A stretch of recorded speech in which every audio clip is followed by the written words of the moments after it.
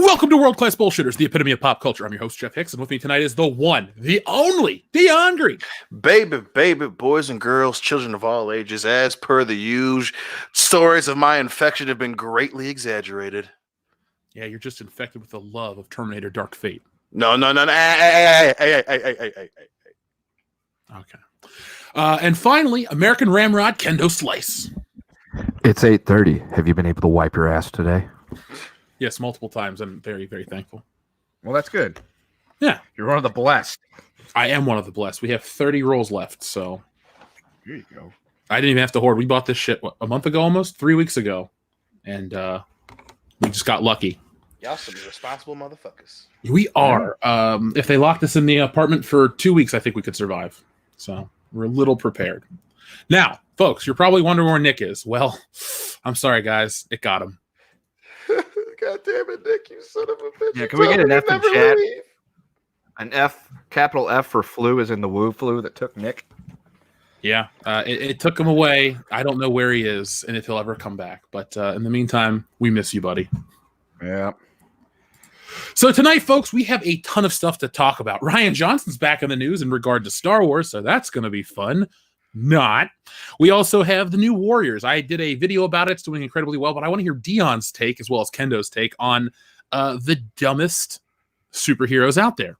We're also going to be covering some other stuff in the time of Corona. So, folks, as you know, we always start off with our Patreon, and we're going to thank our newest patrons right now. We've had a big influx of patrons since people are stuck at home and they want more content.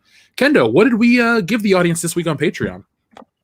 Oh shit! What did we give him? Oh yeah, we covered the latest and greatest in the political world of the United States of America, and by greatest I mean not. And we talked about, because we were going to talk about wrestling, and then the news about WrestleMania going behind closed doors broke. So we ranted and raved and threw a fit, and you were very dejected for about an hour. I'm still dejected days later, and in a minute we're going to talk about that with Dion. But first, let's thank our new friends. We have Marcius Atkinson, Paul Otis, Jacob M. Spencer, and we'd like to thank Joshua Edson. So, folks, thank you for joining our Patreon page. We have a lot of great content. As Kendo said, we just recorded that stuff. I have put up a the highest quality version of the podcast from last night, and we're going to be continuing to update you on all that stuff. And if you're a current patron at the highest tier, make sure that you fill out the thing for your t-shirt. I'll be shipping those out, or I'll be sending off for those over the weekend, so you can get your shirt. And all we ask in return is that you tag us on Twitter or send us a picture that you got it and that you're wearing it out in public to spread the word of World Class Bullshitters. Now, speaking of new content, as I said, I put out a new Warriors video earlier today. It's doing well, so check that out. I've actually got a couple messages from people telling me how much fun they had watching it. You know, when the crazy SJW people make an abomination in the comic book industry, I laugh heartily because I'm watching the comic book industry die. Not because of disinterest from fans. Well, nobody's interested in this shit, but it's the hubris of these people that is going to kill the industry. And it's sad, but it's funny at the same time because it's a big old case of I told you so. So that's a lot of fun. Check that out. And now this weekend, we have something very, very big. Kendo will be there. Dion will be there a little later. I'm going to be there, and everyone else should be.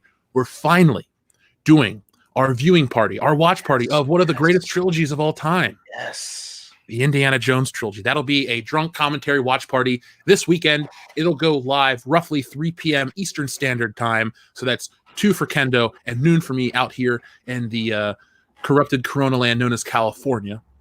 And Corona Wasteland. It is the Corona Wasteland. That's where I live now. But we'll be doing all 3 Indiana Jones films. If you tell me there's a 4th, I'm telling you you're lying. But it's going to be live. You'll be able to drink with us, hang out, because you're going to be stuck in your homes. So why not have fun with the World Class Bullshitters? As a side note, these films, as of last week, I believe, were on Netflix. Let me check that out real quick, because some people are like, I'd love to watch these movies with you guys. I don't have access to them, though. Well, if you're a Netflix subscriber, you should have access to Indiana Jones. Let me log in real quick and tell them. And while I'm looking that up, Dion, Kendo, what are your favorite Indiana Jones films? Dude, Temple of Doom is my favorite. I love the other 2, obviously, but even especially seeing as how Raiders of the Lost Ark was my first one.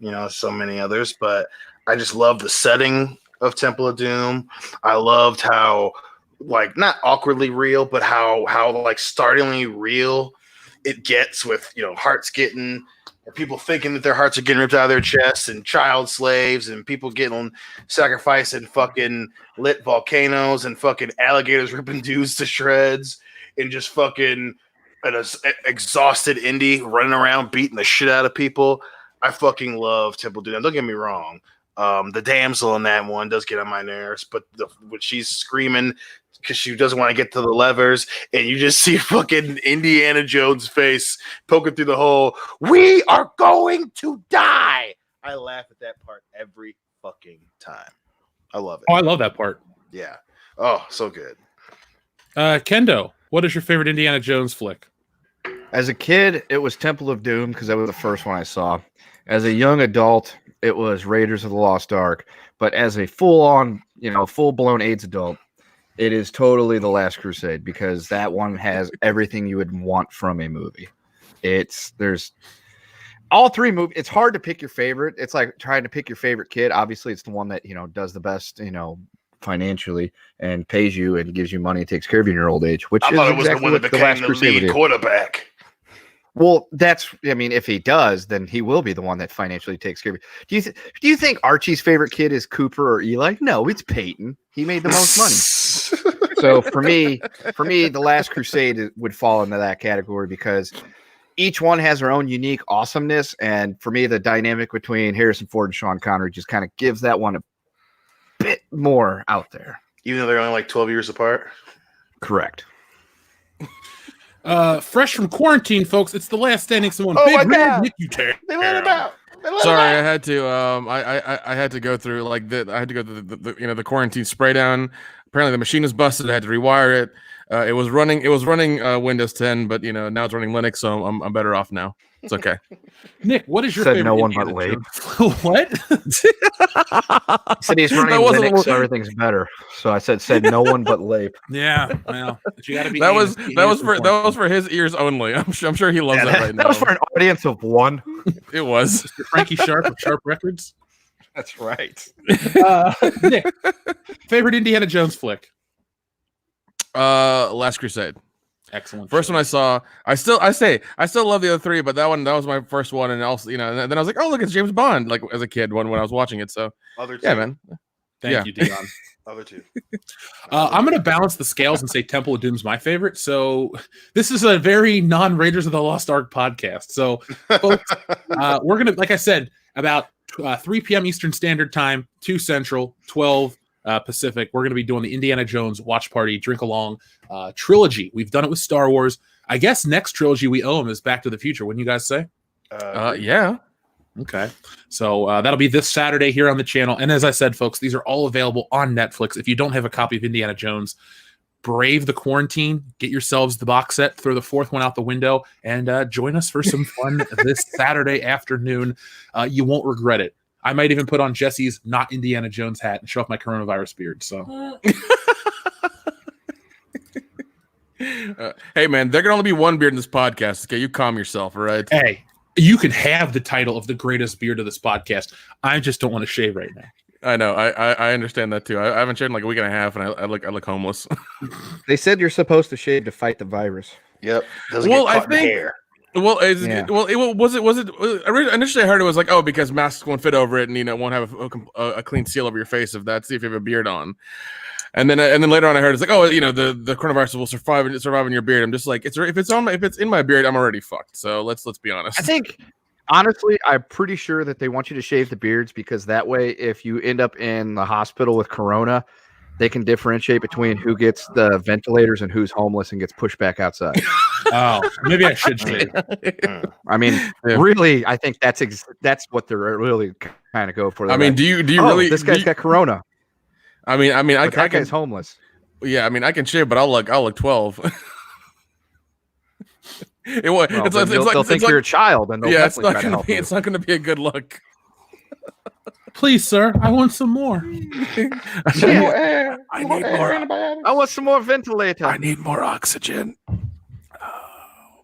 Now we joke, but it's a global pandemic right now. So I guess in the history books, when you look back at the episodes 200 and 9-ish through now. Well, it's a little further than that back, but these are going to be known as the coronavirus saga episodes, where realistically we laugh, we joke, but that's what's going on in the world. And when this podcast is said and done, after we've reached 10 million subscribers and we're all dead of cocaine overdoses, people will listen back at these episodes. They'll be like, man, they were in their prime. But more importantly, they'll remember what it was like during this time. I mean, yes, there's recorded history from all kinds of events, but not as much recorded digital history like this. I mean, this is a week-by-week basis. Sure, it's about 4 different guys in the world of pop culture and how they've been affected, but we do like to start the show out slightly by asking how this stuff's been affecting you. So, Nick, since you just got out of quarantine, since we've last met, how's this shit affected you? Anything crazy happen or just well, actually, I was in Atlanta. Atlanta was shutting down, so I just said fuck that. I packed up my shit and went back to the Appalachian Mountains, aka Gatlinburg. No, well, here's the weird thing. There was a significant traffic difference in like the middle of the day, and when that happens, you're just like, oh, shit's gone down. Things are weird now, because usually around like 2:33, it's jam packed, and around 4 and 5, it's crazy. It wasn't like that, and that's really awkward and kind of confusing for my brain to handle, and it just didn't make sense to me. So I was just like, I need to get out of here. And plus, everything else around me was like shutting down. So I was like, what's the point of me staying here and like just calling my family every time? Be like, you guys okay? You good? If I can just go home anyways, like it didn't make sense. Now, Dion. Yes. You were telling me some stuff off air. Basically, whatever you want to say, but tell the listeners how you've been affected. I mean, it's been weird up here in the Mitten State. I mean, obviously, Michigan finally had some cases, and it's been jumping up. It's nothing. The numbers aren't crazy big, but locally, a lot of the businesses come down. The governor ordered that all restaurants, and most public places not allow gatherings. All bars and restaurants had to close at 3, and then they couldn't allow any people in the dining area. So especially in my area, every restaurant can only do delivery or pickup. Can't sit down anywhere. The government hasn't sent anyone home yet, but almost every business has. I mean, not that we get a lot of traffic, but it's been fucking dead. MSU, our local college, shut down. They sent everyone that can go home went home. Everyone else just staying on campus. And then, where I work, we're one of the last places, not alive, one of the last places open. I mean, we had to change a bunch of crazy policies and stuff. We're going through some stuff this upcoming weekend where I got to work. So it's definitely one of the weirdest and most influential things to happen in my fucking adult life. It's fucking crazy. It is. Yeah, dude, definitely. I know my brother, like Regal shut down, and that's my brother works, and he's down to like half the amount of hours, as opposed to 40. He's doing 20 now. That's fucking crazy. And he's a supervisor, so he's the one who kept his job. Everybody else is just like, well, here's some paperwork in case we get back up and running and we need you again. Good luck. And they're just like, oh shit. So at least he's got some money coming in. His wife is. I think doing remote stuff for now, but they're doing okay. But they're gonna suffer a little bit. I mean, my job, even like my boss is like, yeah, your hours are cut in half, which already fucking sucked anyways. So, and then she emails me. It's like, hey, I want to get this podcast thing up and running. So you and your coworker have to figure this out, and we're gonna have this, that, and the other. We're gonna have a podcast studio and do all this shit. I'm just like, so you cut my hours, but you want me to still do work for you to make more money? Right. No, I don't think so. Yeah, it's like I'll do it, but I'm gonna take my fucking time. Kendo. Yeah. Anything crazy happened to you, or have you been affected since we've last met? I mean, you and I talked Monday, but the audience, not everyone here's a patron, so they won't know what's up. Not really, because I work for a place that is considered essential, so I'm still in those trenches. Oh, you work at GameStop? Yes, yes, I work at GameStop. Well, I am the GameStop. I am Mr. Stop. Well, we're going to talk about that a little later tonight, folks. Just briefly before we start talking about Rian Johnson, the asshole known for the murder of Star Wars. I just wanted to pass this along quickly since we're talking about the good old COVID-19. California man dies at 34. He recently visited Walt Disney World in Florida. So, yeah. Are we sure it wasn't a suicide? This is from the news. So, yeah, I mean, you go to Disney World after you pay all that. Well, the scary part is that he was at Fucking- Disney World. Dude, he was there 2 weeks ago, so he was possibly infected then. So we don't know if that ever spread, but he's one of the few deaths right in California. There aren't a ton of deaths. California has a decent number of deaths. Southern California only had 2. Okay. This guy didn't say what part of California he's from, but wait, Pasadena. Yeah. Okay. So yeah, this guy went to Disney World and spread the disease possibly and has died from the disease. So it's scary how this shit happens, folks. Yeah, man. Yeah, I'm washing my hands every time I go in and out of the house. My grandma's here, so I can't hug her or get within 6 feet of her. It's it's a little odd, but she's 88 years old, so you gotta make sure everybody's taken care of. Went out earlier today, go to Walmart to get some groceries. Everybody was calm, no fights, no hoarding shit, but still no bathroom tissue. But a lot of things have been taken out. Like dry pasta, flour, things like that. The bread was there still, but I mean, it's just like, man, all this stuff is also, a lot of the stuff is gone. Also, bottled water I think is ridiculous because you can boil water, so calm down. How is your booze supply? Have they closed the liquor store? No, man, no. Well, really kicks in. Well, here's the thing: if you've ever gone to the liquor store and seen Old Smoky Moonshine, that's down the road from here. They ain't closing that shit down. That's true. I've been there. Yeah. We'll say once they close the booze stores, that's when martial law will have to get kicked in because the riots will begin. Well, I mean, I sent you like all the fucking Creature Comforts boxes I bought before I left Georgia. I was like, I'm taking this shit with me because I can't get it in Tennessee. Right. So like, I'm good. I've been sustaining myself on coffee, so I'm just caffeinated and hydrated, I guess. Speaking that's of true. beer, how did you guys do anything for St. Patty's Day in the time of Corona? I did. I worked, then I came home and got drunk and sent a bunch of people a bunch of Snapchats. You did. Yeah, you did. Yes, he did. I watched Yes, he every did. one of them. They were wonderful, sir. That's right, man. You ain't get me, COVID, Corona. Now, serious question, guys. Yes. What is Rian Johnson's greatest crime in regard to Star Wars? Dion, we'll start with you since you are a longtime Star Wars fan who is still living with the pain every day. I am. I will say that his greatest crime is not accepting my challenge to a boxing match, bitch. But in our realities, Luke Skywalker throwing his dad's lightsaber over his shoulder off a cliff. Good answer. Very offensive. Nick. For Skype that can transfer objects. That I think is the greatest atrocity because like what the fuck does that? What is that? What is that? Yeah. I think that's a good answer too. I actually forgot that was a thing. So there we go. How could you forget that? Alcohol. Okay, Yeah, fair enough. Kendo, since you were the only one to watch this movie with me in person. Rey beating Luke Skywalker in hand-to-hand combat using sticks. There's no way he should have lost, considering how much swordsmanship training he had to a person that has, up to that point, had never really wielded a single-handed weapon. Well, folks in the chat, please let us know what you consider Rian Johnson's greatest offense with Star Wars The Last Jedi. Now, this doesn't answer for every problem with the film, but it makes a lot of sense because just today, just a few moments before I set up the stream, IGN dropped this article. Star Wars. Rian Johnson wishes he could have test screened The Last Jedi for an audience. Fuck you. Yes. Now, fuck you, dude. How do you not do a test screening for fucking Star Wars? Are they only concerned about spoilers? Because you should have been concerned about the quality of the film you released, Disney. Like, remember, it was the first draft of the film. Rian Johnson's first draft that Kathleen Kennedy approved. The movie kind of just came out. They didn't even care. They just wanted to rush and capitalize on the Force Awakens money. Didn't work. Definitely didn't work in the long run. Each was a law of diminishing return with this trilogy.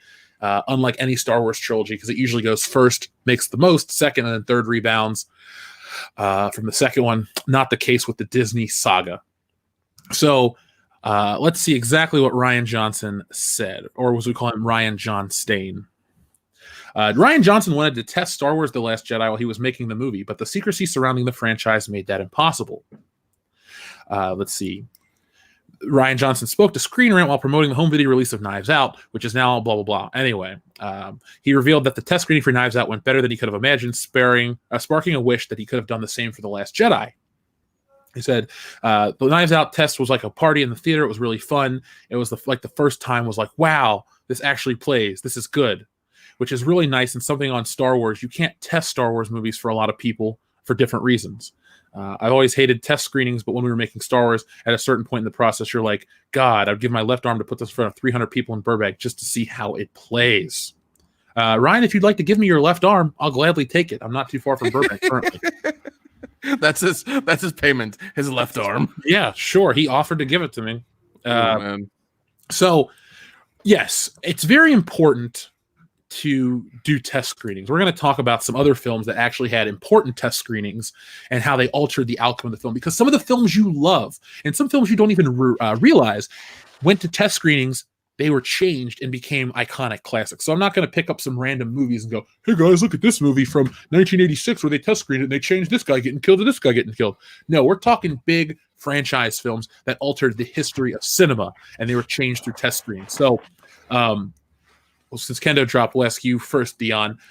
What are your thoughts about this? That the Last Jedi wasn't tested in front of audiences? It shows what we've been saying, or proves rather what we've been saying since opening night of that shit show, that the dude was unbelievably arrogant, unbelievably insulated from the fact that he could have made a bad film. I mean, he was huffing his own shit in a brown paper bag and had the surprise Pikachu face when it didn't do well, and then I think as so often with people like that, after they run into that brick wall, break their fucking face and realize that, oh shit, reality is an actual thing, he goes and does Knives Out and realizes, oh, there's a methodical reason to test screenings. And obviously, you can't always, especially with Star Wars, fight against leaks and fan bias, because it's Star Wars, arguably the biggest movie of all time, biggest movie franchise of all time, supposed to be, used to be. But he realized, shit, maybe I should have done with Star Wars what I did for this other movie that I'm actually gonna, get dumb people to like me, So, listen, I'm not surprised at all. Again, this dude, the euphoria of masturbating with that Saturn Award trophy finally has worn off a little bit, and again, he learned a very hard lesson. I mean, that's part of being an adult, is when you realize you fucked up, and when you succeed after a huge failure like Last Jedi, it's a very sobering experience, and one that unfortunately for him came too little, too late. Nick, you're a filmmaker. What's up? What are your thoughts? No, man. I mean, even when I made, when I've made short things as well, whatever, we always, look at it. We always give it to somebody who's not part of the project. Yes. And like, because when you filmed it, you're editing it, and you're sitting there for days and days going through editing it down, and you finally get like a work print, or at least something that's kind of cohesive. And you can't watch it because you can't be critical because you've seen it for a month straight. So you give it to somebody who's who hasn't watched it, or at least kind of knows about it a little bit. You let them watch it, and you take their notes, and you let them take notes, and and then they tell you stuff. Because I've done that before in a couple things that I've been a part of, and it makes a vast amount of difference, because we would get notes back from our friends that weren't part of it, and they'd be like, hey, this thing and that, and then we're like, oh shit, we didn't do that. Oh shit, we missed this thing. We didn't explain this, or something is missing here. And it's something you don't notice because you're staring at it for 8 hours a day for a month. So it makes a big difference. And it's one of those things where test screenings at any level are important, regardless where it's a negative or positive response. You should always test it just to make sure, especially if and even then, you're dealing with a multi-billion-dollar company. How the fuck do you not test screen? Yeah. I mean, I understand they wanted to get it out immediately, but come the fuck on, man. What, I don't know. This is such a dumb thing that happened. It's retarded. It really is. Kendo. He dropped again. Shit. All right. From what I took away from this, another excuse. I know Rian Johnson's building a lot of goodwill with people outside of the Star Wars sphere with Knives Out. Dion, you've seen it, right? I have. What did you think of it?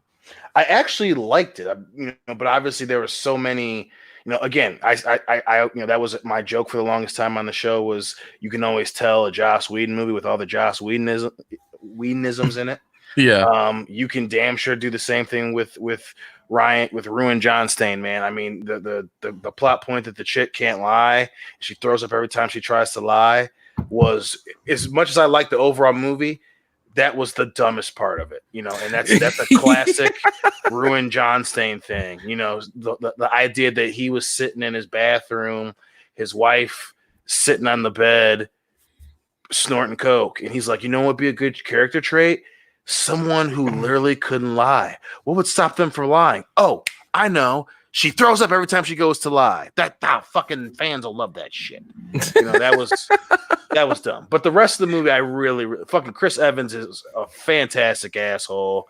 And then the rest of the story I thought was very good. But and then again, he had the kid from It is a fucking conservative trust fund baby, and then one of the daughters is like super left wing, and it's just like, oh, there's another John Stainism right there. Yeah, it is. Yeah, I remember that chick. She was like, oh, she had like her own like Instagram following of 10 million people or something, and she was she was all about like energy and crystals and this and that bullshit. I was just like, oh man. Yeah, it's further proof that the word subtlety means jack shit to Ruin Johnstein. So he was so many heavy-handed parts in that movie. Again, it's like, yeah, this dude is so many aspects of his process is very amateurish, but overall I like the movie. Well, I mean, if you've ever seen Brick, that's basically that's all him.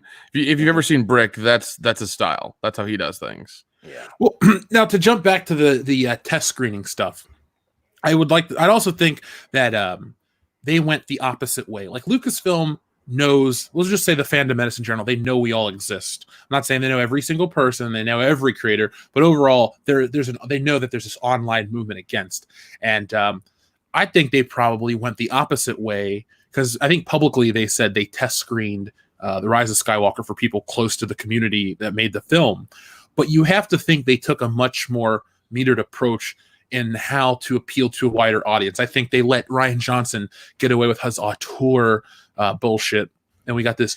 People like to say it's the best looking Star Wars film. That lightsaber part looks fine. I wouldn't say it's the best looking Star Wars film. I mean, technology is advanced. It's 2017. Of course, CGI is going to look better than it did in 1999. I mean, that's just part of the process. And 25 years from now, The Last Jedi might look shitty compared to whatever the newest technology fad is. But I do think they went the opposite route with the Rise of Skywalker, and because The Last Jedi really changed the Star Wars landscape for a lot of people, including the people at the top that made it. And I think Rian Johnson is just trying to say this to be like, hey, we should have done this, we should have done that. You should have, man. It's like when George Lucas sits down after he first sees episode 1 and goes, maybe I went too far in a few places. Yes, George, you fucking did. You massively went too many places in the movie. You should have pulled it back a lot. Hindsight's 2020. This dude had a lot to answer for still, and he's never getting a damn trilogy. Well, also, I think George Lucas should have had somebody next to him, like he did in the first 3 movies, to be like, hey man, maybe not do this, or hey man, why, what's the point of having this or the scene being too long and doing this, that, and the other. Like he needed that that friend or that buddy who's going to be like, maybe you should rethink this, man. Come on, like let's readjust this. Well, you had the documentary, The Director and the Jedi, and basically everyone on set was telling Rian Johnson and his producer Ron Bergman how everything they did was so great and so amazing, and they were, revolutionizing Star Wars. Yeah, because nobody wanted to get fired because it was a union gig. Everyone's getting paid big money, so they wanted to go on to the next thing and be like, yeah, fuck this, man. After this, I'm going on to something else. Well, and I think the other thing too is, especially The Last Jedi. Don't get me wrong, I everything that you're saying is I think very, very true. But I think, sometimes, Occam's razor, man, sometimes the easiest solution is right there. And, The Last Jedi was a startling example of Ryan's fucking hubris. I mean, you bring up him and his producer and how everyone said it was great. It wasn't just that, but the fact that, there was no objectivity when it came to him making that movie. I mean, everything from story change, from story parts, story choices to the fucking to visual effects. Like the dude's, it was crazy. I mean, he was 100%. You know, he was doing the fucking Ric Flair thing after, even though he hadn't earned anything. I mean, and then he got caught in a lie for him.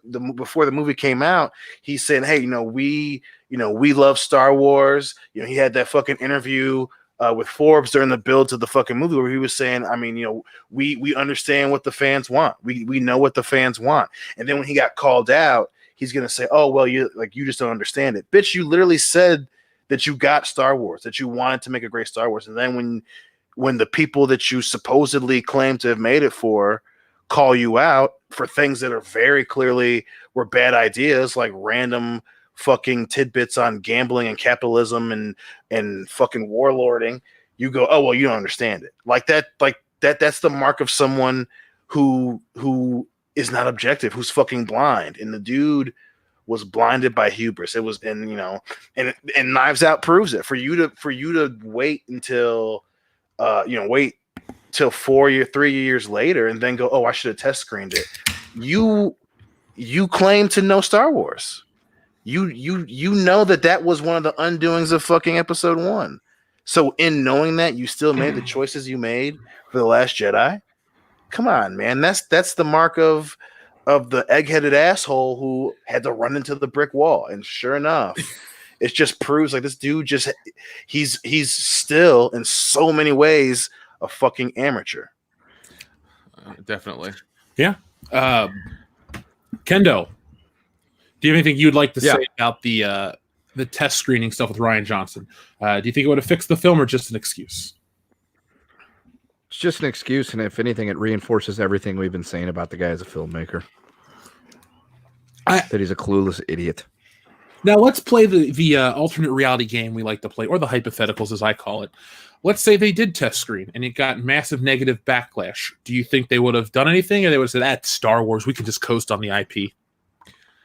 I think it's a very good chance they would have released it anyway. I'm not saying that they would have changed anything.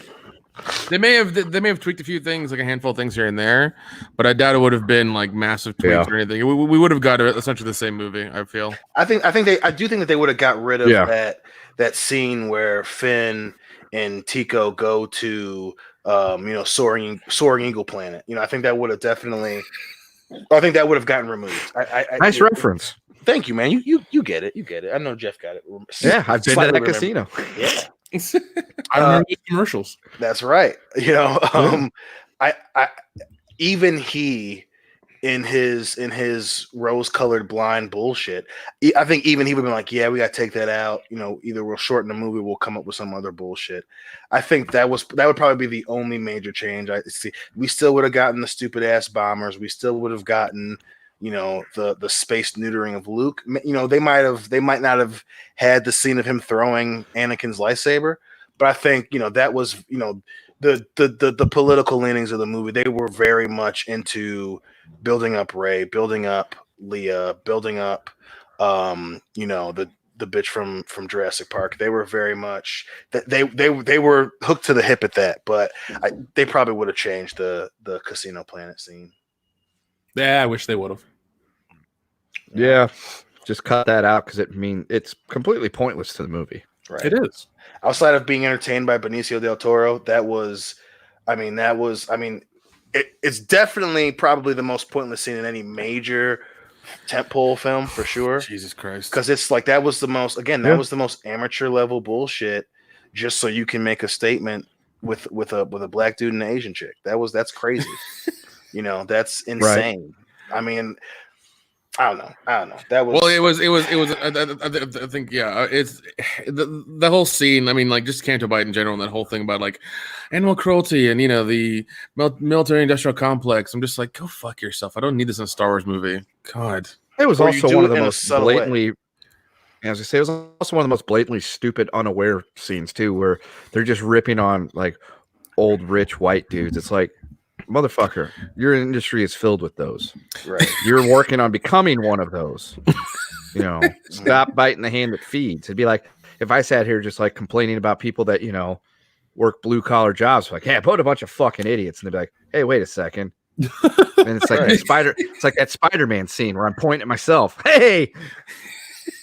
So it's like, why sit there and like you got people that have tons of money and they're sitting and, you know, trying to rip on and demonize people with lots of money. It's like, that doesn't work.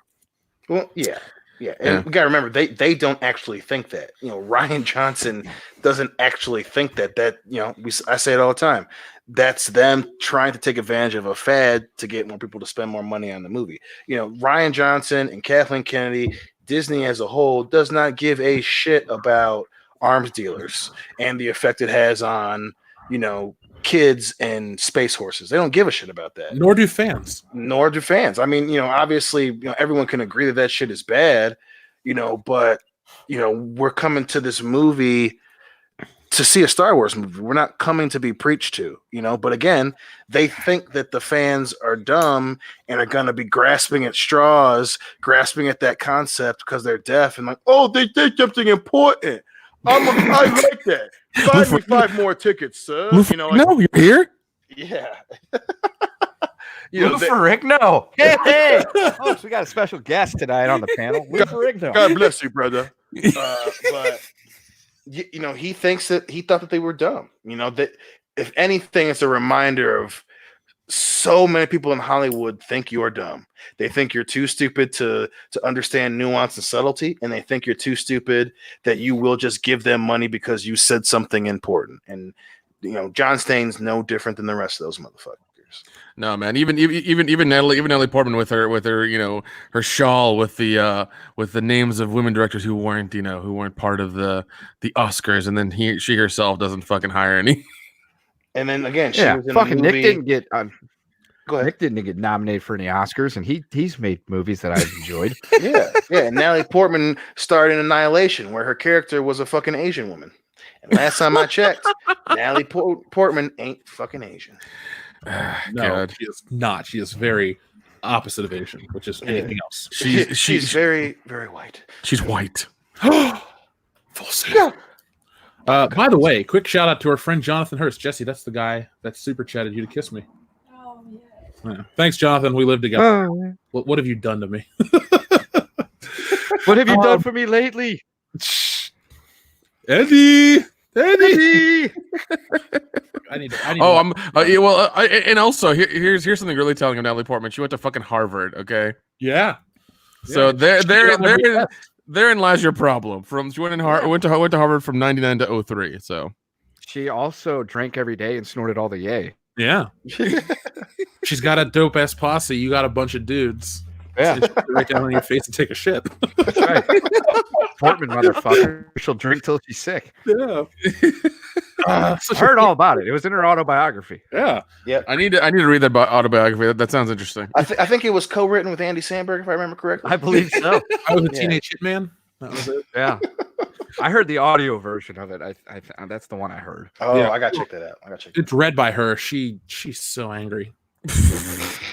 Very, very angry woman. Of course she's angry. She's a rich white woman in America. Of course she's angry. She's like, I've been marginalized. Every time I cross the street, they can't call me and tell me I look good today. I can't take it. I'll just be like, yo, you have like $50 million. Just count your money in your head and shut the fuck up. No, Yeah. she counts it in her sleep. Maybe she should be appreciative of it because there's a lot of us that walk around every day and we don't get catcalled. No. I usually just get the finger. Yeah. I get told to fuck off. That's a lot better than getting randomly fingered. Well, that's also very well, Kendo, quit wearing Daisy Dukes, man. All right, it's kind of weird, right? Well, you know, it's comfortable. True. It is getting warm outside, but you know, like Show me them thighs, bitch. calm it down a little bit, all right? Bring it That's down. what I should start doing. Start going to work in like those old ass Umbros from like the early 90s, those fucking nut huggers. Oh my god. Just be like, I'm letting the boys breathe today. You guys just do some like fucking lunge stretches and shit.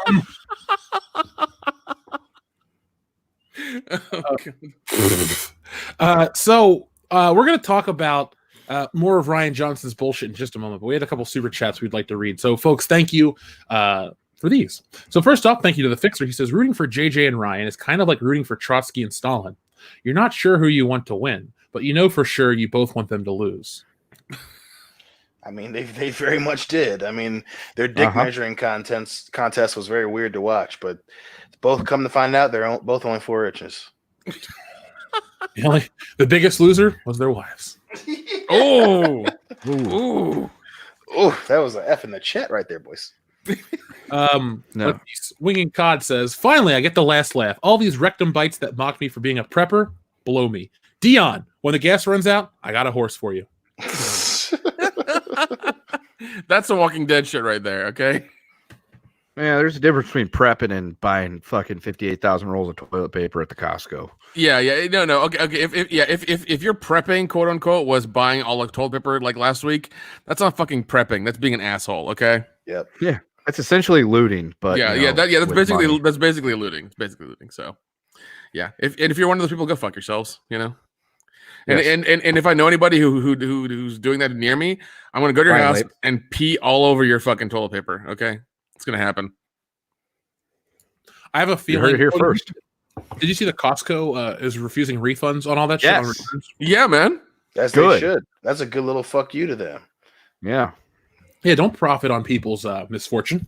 Yeah, because Amazon not letting anybody sell that shit back. You know, for I think for a higher price or whatever. So You shouldn't be able to. no, you shouldn't. You know, you did something dumb and you deserve the consequences. You can't fucking complain now. Sorry. Yeah. If you bought a shitload of toilet paper and water and rice and sanitizer, and now that once it's all over, you're like, I'm just gonna return it all. I'd just be like, drown in it, motherfucker.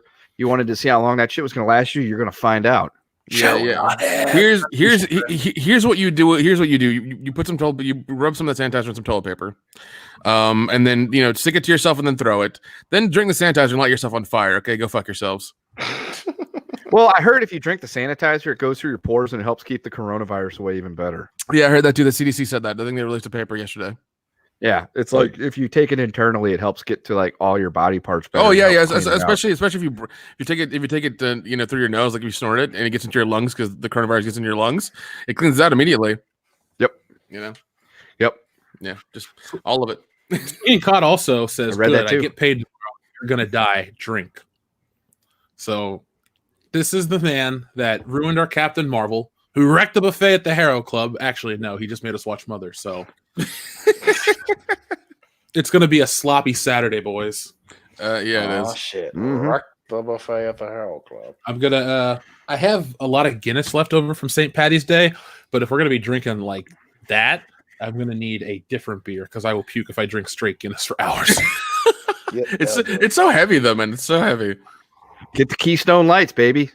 Oh, 15 geez. stones, $7, and it goes down easy. Yeah, I might do that. Stones. Well, my shame goes with out the window when I drink that stuff. So Yeah, well, there ain't no shame in my So do game. your I'll drink it. inhibitions. It's fine. Yeah. the Fixer says you're all wrong. I have the greatest beard of all. My Captain Price mutton chops are always a win. Also, I'm the same as you, Nick. Curse my baby face. Yeah, every now and again, like my Facebook friends will see pictures from me from like 10 years ago, and it's like, "What happened to you?" It's like I didn't have a beard back then. I didn't think it was gonna be. I didn't think people would like me with it. So, He's seen a lot of shit. yeah. So I've just learned to keep the beard on for now until I die. So it's fine. I am not a fan of you without a beard. Yeah. Because I think when we were at conventions, I didn't have one at that time. Maybe I did. I don't know. You always had a beard since I've known you. Okay, so then I've had it. Okay, so I've had it for a while now. God, that's been a long time. It's weird to think Jeez. I've already known you for almost 6 years. Holy shit, so I've had it for that long. Damn, man. Wow. That's a long time. Longest time. Yeah, well, it's just part of your identity. Plus, I enjoy that drawing you in the comic was real easy. Like, like, oh, well, I only have to draw part of a face because most of Nick's face is covered in black hair, and I like to ink black like John Byrne, solid color, no highlight. So, thank you, Nick. Hey, man, whatever I can do to make your job easier, it's all good. Fantastic job. We actually have a little infighting for the best beard. We have Darth Tika who says, "Sup, dudes, Jeff and Nick. There can only be one true beard in the fandom." I gotta say though, of all the fan beards from the people we've met, I'm gonna give this one to Darth Tika. That thing was epic, perfectly trimmed, symmetrical. You met him; he was at Star Wars Celebration. Oh yeah. I'm gonna give him the nod for fan beard. I can't think of anyone else that we've met in our fandom that has an epic beard. We should do like a WCBS beard contest on Twitter, you know? Impress us with your facial. Or we can just go find Epic Beard Man and make him a fan and be like, there you go. There's our winner. Yeah, that's true. You know what? I'm going to go ahead and buy my tickets for Star Wars Celebration right now because they're going to be cheap as fuck. Oh, you don't have, what do you mean, like airplane tickets? Yeah, like airplane tickets. Okay, I already bought you tickets for the show, man. You're good to go. Sorry, I should have specified my airplane tickets. Okay, good thing. Yeah, because like they're going to be cheap as hell now, and they can't take those prices back. So no, they cannot. They also wouldn't give me a refund, so I am stuck. Oh god damn, dude. Yeah, Horror Hound really effed me in the A. I mean, are they going to defer to the postponed date? Are they going to let you do that? What, Horror Hound? Yeah, Horror Hound will. Yeah, because did you read the thing that popped out this week? Or they popped out? They posted this week? No. What did it say? They said if they refunded everybody, they'd got a business. Okay. Oh, They have that much money tied into the show for insurance policies and stuff that wouldn't cover the cancellation due to act of God or something. Yeah. Well. Also, like the biggest thing is the celebrity guarantees, because that's what really fucks them. Because if they had to refund everybody and they because with them postponing it, they don't have to give back the celebrity guarantees or give the celebrities their money, because you're talking for like, let's say Robert Englund's guarantee is $40,000, they have to pay him right now. $40,000 up front. Kevin Smith, whatever, they have to pay all of them their guarantees right now, along with all the refunds. Yeah, they'd go under in like in no time, they'd be gone. So Yeah, which is sad. I don't mind them, but a lot of people are complaining that it's Memorial Day weekend. They're like, why Memorial Day weekend? well, because they want maximum saturation, which I mean I'm fine with. I don't have to do anything that weekend anyways. It's okay. Like I'd rather be with you guys, hang out, and have a good time. So fuck it. But I mean, some people can't make that. What they should do is at least make somebody's tickets transferable to somebody else.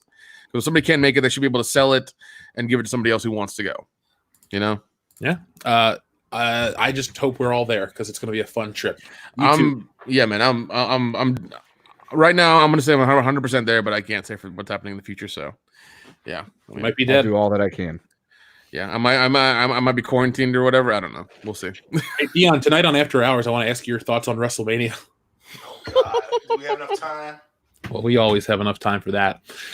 Justin B, thank you very much. He says, I work in a retirement home, so I still have to go to work, but we might get $1,000. That's true. Yeah, I've heard about that. I've heard about a lot of things. I mean, especially with all the people, a lot of people I know who work in bars and who work in entertainment and things like that in movies. I'm part of I'm part of a post-production Facebook group.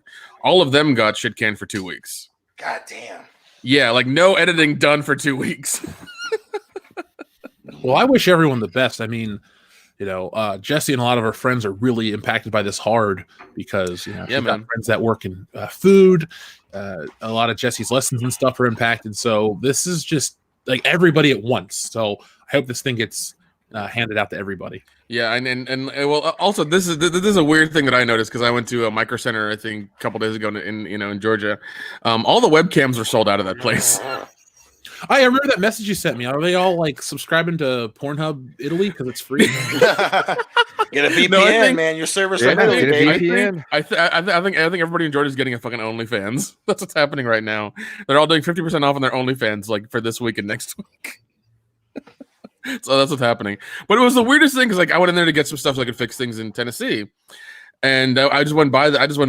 That I ran down that aisle, and all of a sudden I'm just like, "Oh, all this shit's missing. Well, what is it?" And I read the description. I was like, "Webcam." It's like, really? The fuck is going on? Let me give you my Cash App. Exactly, Cash App and everything. I mean, I know some girls who are doing that. In fact, one of the girls I know, her strip club, Oasis Fun Time Emporium, is closed. Her strip club, Oasis Fun Time Emporium. God damn.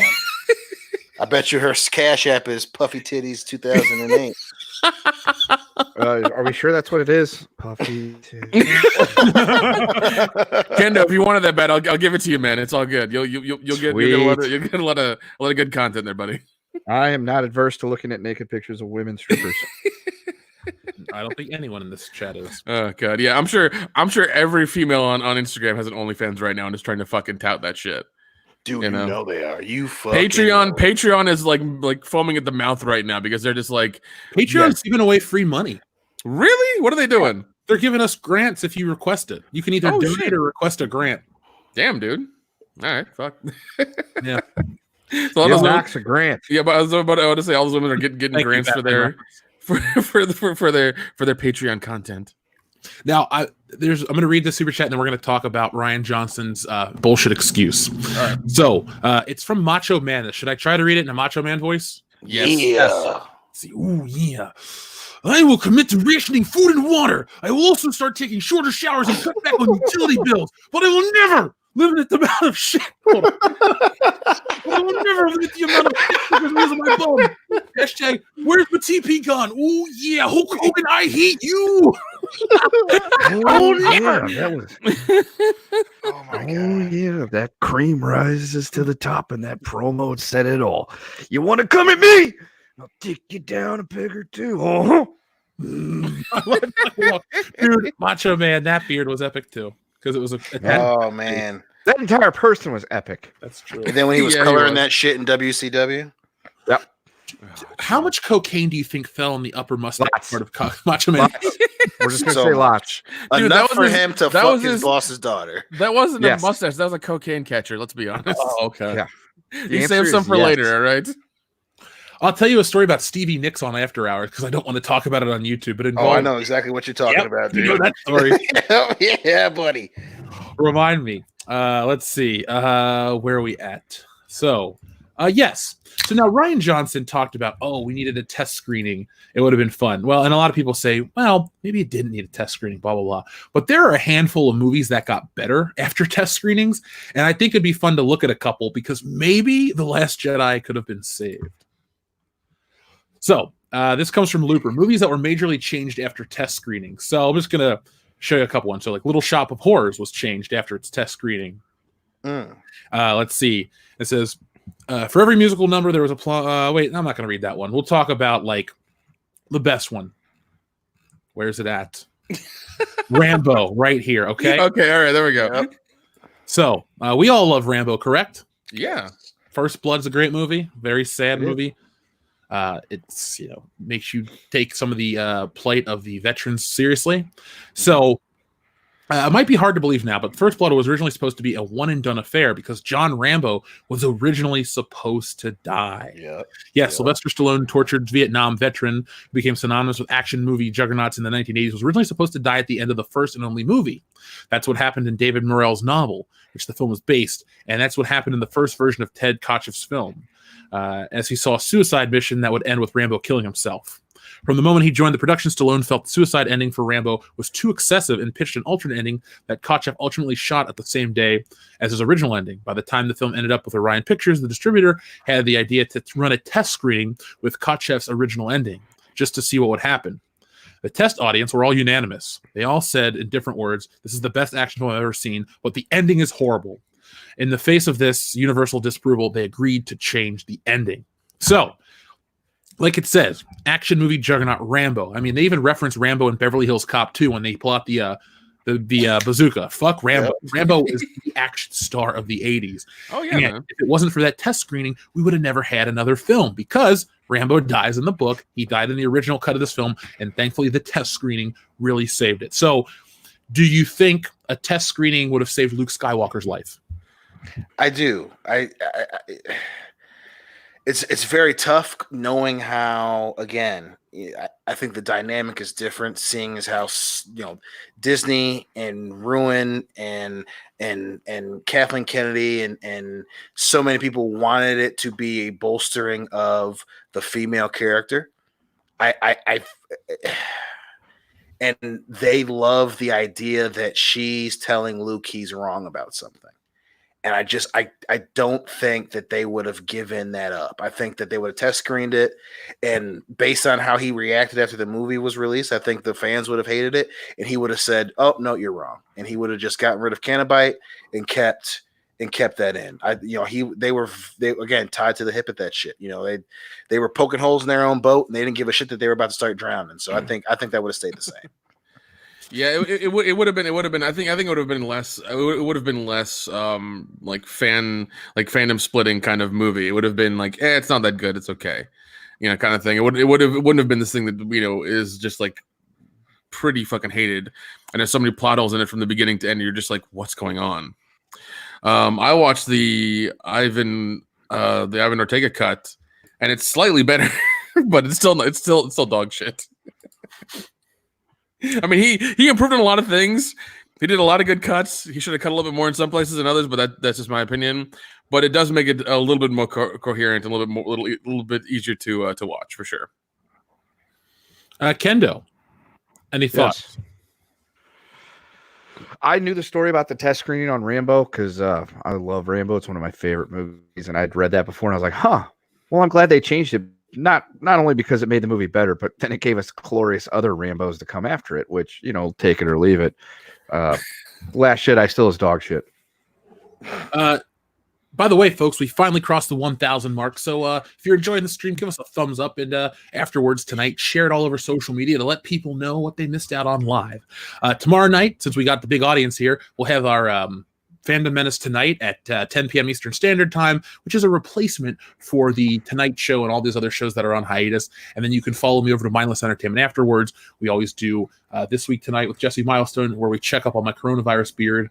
Tonight, we have that show that'll be live at, you said, was it 8:30 Pacific, so 11:30 Eastern Standard Time, where we're going to check in with Hadass the Quarantine to see if she died. And everyone retweet my tweet to Simon Pegg so I can get him on my show. And retweet to Simon Pegg because apparently he's now a YouTuber. So retweet Jesse's tweet, and she's trying to get him on his show. I'm doing it right now. You want him to come on your show and bitch about fucking... Oh, fans are so harsh. Bitch, make better fan movies, Simon. Shit, he come on and bitch for 12 hours about anything he wants on any of our streams. People will watch it. I don't know. He didn't fall out of favor with me. His ass. Oh, he's fallen out of favor with me too. I'm not denying that, but I'm just gonna fucking verbally attack him. On a side note, Zack though, Snyder. Yeah, no. Zack Snyder's a physical attack. Oh. Simon Pegg is strictly verbal and emotional. Like, oh, it was cool when you were upset about Star Wars, but now it's through the fog of maturity that you find yourself in a position where you understand how hard it is for the fucking rich people to be criticized. Fuck you, Simon Pegg. Now, also, since they're the biggest portion of our audience is still here, we're doing the Indiana Jones trilogy watch party this Saturday at 3 p.m. Eastern Standard, 2 Central, noon Pacific. I almost said specific like an idiot. We're going to be doing that. We're going to be drinking. Swinging Cod's going to try to kill us. So if you hate us and you want to see us die on air, well, just watch Indiana Jones with us. And those films are on Netflix. Now, the only reason I brought that up, again, is because we're talking about Rambo. One day, if the quarantine goes on into, I don't know, June, we should do all the Rambos in one day. I'm sorry. If the quarantine goes into June, we got bigger problems. We got bigger problems to worry about. Yeah, but there's going to be no sports, baseball, any of that shit. That's true. That's true. there's already no sports, and I'm fucking jonesing. Yeah, the Battle Go. Caw! Look, caw is still the fucking law around here. Like I was telling people at work the other day, I was like, they're not going to declare martial law in the state of Missouri. They're going to declare caw in the state of Missouri. It's going to be clear to engage air superiority up in this bitch. Well, no, I've for one, after the last 7 days I've had to dealing with people in the public, I welcome martial law at this point with open arms. I will wave the army down the street. Please get rid of these people and send them back to their shanties. Damn it, shooter. Well, here's the thing. I remember I've talked to some really dumb people. They're like, yeah, they're gonna enact martial law all over the nation here soon. I'm like, there's not enough military for that. Calm the fuck down. Easy. Yeah. What are they gonna use? Drones and helicopters fly over all the time? It's like, you guys better be in your beds. It's 8 p.m. I bet you all better be in beds right now. Lights out. Okay, if there's a one light on, we're bombing you. All right, everybody better be in bed right fucking now. Calm down. What are you, that asshole dad at a sleepover? Y'all better not be talking up there. Yeah, exactly. There's just drones and helicopters overhead. They're checking everybody. Y'all better be in bed, goddammit. Y'all want to get a whooping on Christmas Well, Eve? it's amazing how. Did that come from a place It's of like I was telling reality, Jeff, I was Dion? like, yeah, it did. That sounded too personal to be a joke. well, like they said, that behind every joke there's a painful hint of truth. Yep. So, while we're on the topic of it, other things that were changed from test screenings. Fatal Attraction had a different ending. Let's see. She kills herself. And basically, Michael Douglas goes down because his prints were on the knife that killed her. Oh, jeez. Yeah. License to Kill, they changed the name. It was originally License Revoked, but they had to change the title. Okay, thank God for that, because license Revoked sounds like some movie about a 16-year-old getting his license. Yeah, that's exactly what the reason was. It sounds like a shitty teenage drama. Starring the two Coreys and Heather Graham. Yeah, you're right. How'd you know? Yeah, because License to Drive is a pretty solid movie. It is, but it makes sense to name it that as opposed to License Revoked. Oh, Dad. By the way, Scott Pilgrim versus the World had a different ending where he stayed with Knives Chow instead of getting with Ramona Flowers. Yep. That's a pretty well debated one. That's a decent movie. As much as I hate Michael Cera, tops. It was, dude. It was done by the guy. Edgar Wright, yeah. Yeah. That's why it was. It's done by him. So he makes Michael Cera palatable. The only movie in which people would think that Michael Cera could win a fight ever. And Brie Larson, doesn't he fight her? Yep. Yeah, he does. Isn't she the one that's dating Superman? Yep. That's true. Yeah. Yeah, he's still better. You headbutted my boyfriend so hard he turned into coins. I do laugh at that part. That part worked. Oh god. Yeah. No. I mean, the music in that movie was a lot of fun. It was a good time. The actress who plays Ramona Flowers was actually hot as opposed to when she's in Birds of Prey. Goddamn. Yeah. And then finally, the one we'll talk about is Pretty in Pink. For those who like 80s rom-coms, 80s teen drama flicks, this is not a John Hughes movie. It's directed by Howard Deutsch. Basically, Molly Ringwald ends up with John Cryer. And he's a douche, so no thank you. Yeah. That gives hope to all the friend-zoned people out there in the world. They're like, he was friend-zoned and he overcame. Well, that's just Hollywood, because that's never going to happen if you're friend-zoned. Well, get over not it. only that, when you're fucking hoofing over a girl and you're fucking obsessed with her more closer to a stalker than a fucking boyfriend, don't reward those assholes. Yeah. That'd be weird. A lot of people are talking about how they love. First off, people keep talking about the beard, so I'm very happy about that. Let's see. License to Kill is the best Bond film, says Mike or Mike. I would disagree, Mike, but I would love to hear that argument. Mike or Mike. That almost reminds me of Euro Trip. Of Euro Trip. Yeah. Mika. I just love it. He's like, Fiona, and then brother keeps playing it back and back. Fiona. We should do a commentary or a live drunk commentary for that. We need to do something for that. I think let's make that happen, Nick. Because that's a fun fucking movie, man. Yeah, that was a movie that I was almost ejected out of the theaters over. That was great. Oh, really, dude? That's funny. Well, I was very intoxicated, and they go to the bar where it's the Manchester United supporters bar, and he tells them to sing the Manchester United anthem. So I just fucking broke out into various different fan chants about Manchester United and was told that if I didn't stop, I would be thrown out. There was like 8 people in the theater, so it's like, who am I really offending? Because I'm here with 4 of them. And they think it's hilarious. Yeah, well, some 16-year-old who wants to keep his job. That's what it was. Fuck it. I'll get drunk and sing football songs all I want. There you go. It's America. Singing about British teams. So, you guys want to have a really good time tonight? Oh, yes, yeah, sure. Yes. All right, we're about to go into a segment that's probably going to be one of the most fun we've ever had on this show. We're going to poke fun at someone while they're down. We're going to make fun of something that's really stupid. And we're going to have we're going to come up with our own names for some characters, but just in a moment. So first off, let's see. Our friend Darian217 says, I'll never support / watch a Johnson movie after The Last Jedi.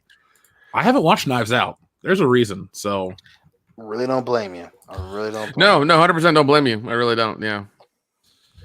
He rubs me the wrong way. I saw Looper years ago and I liked it, and I don't even like it anymore because of what he's done.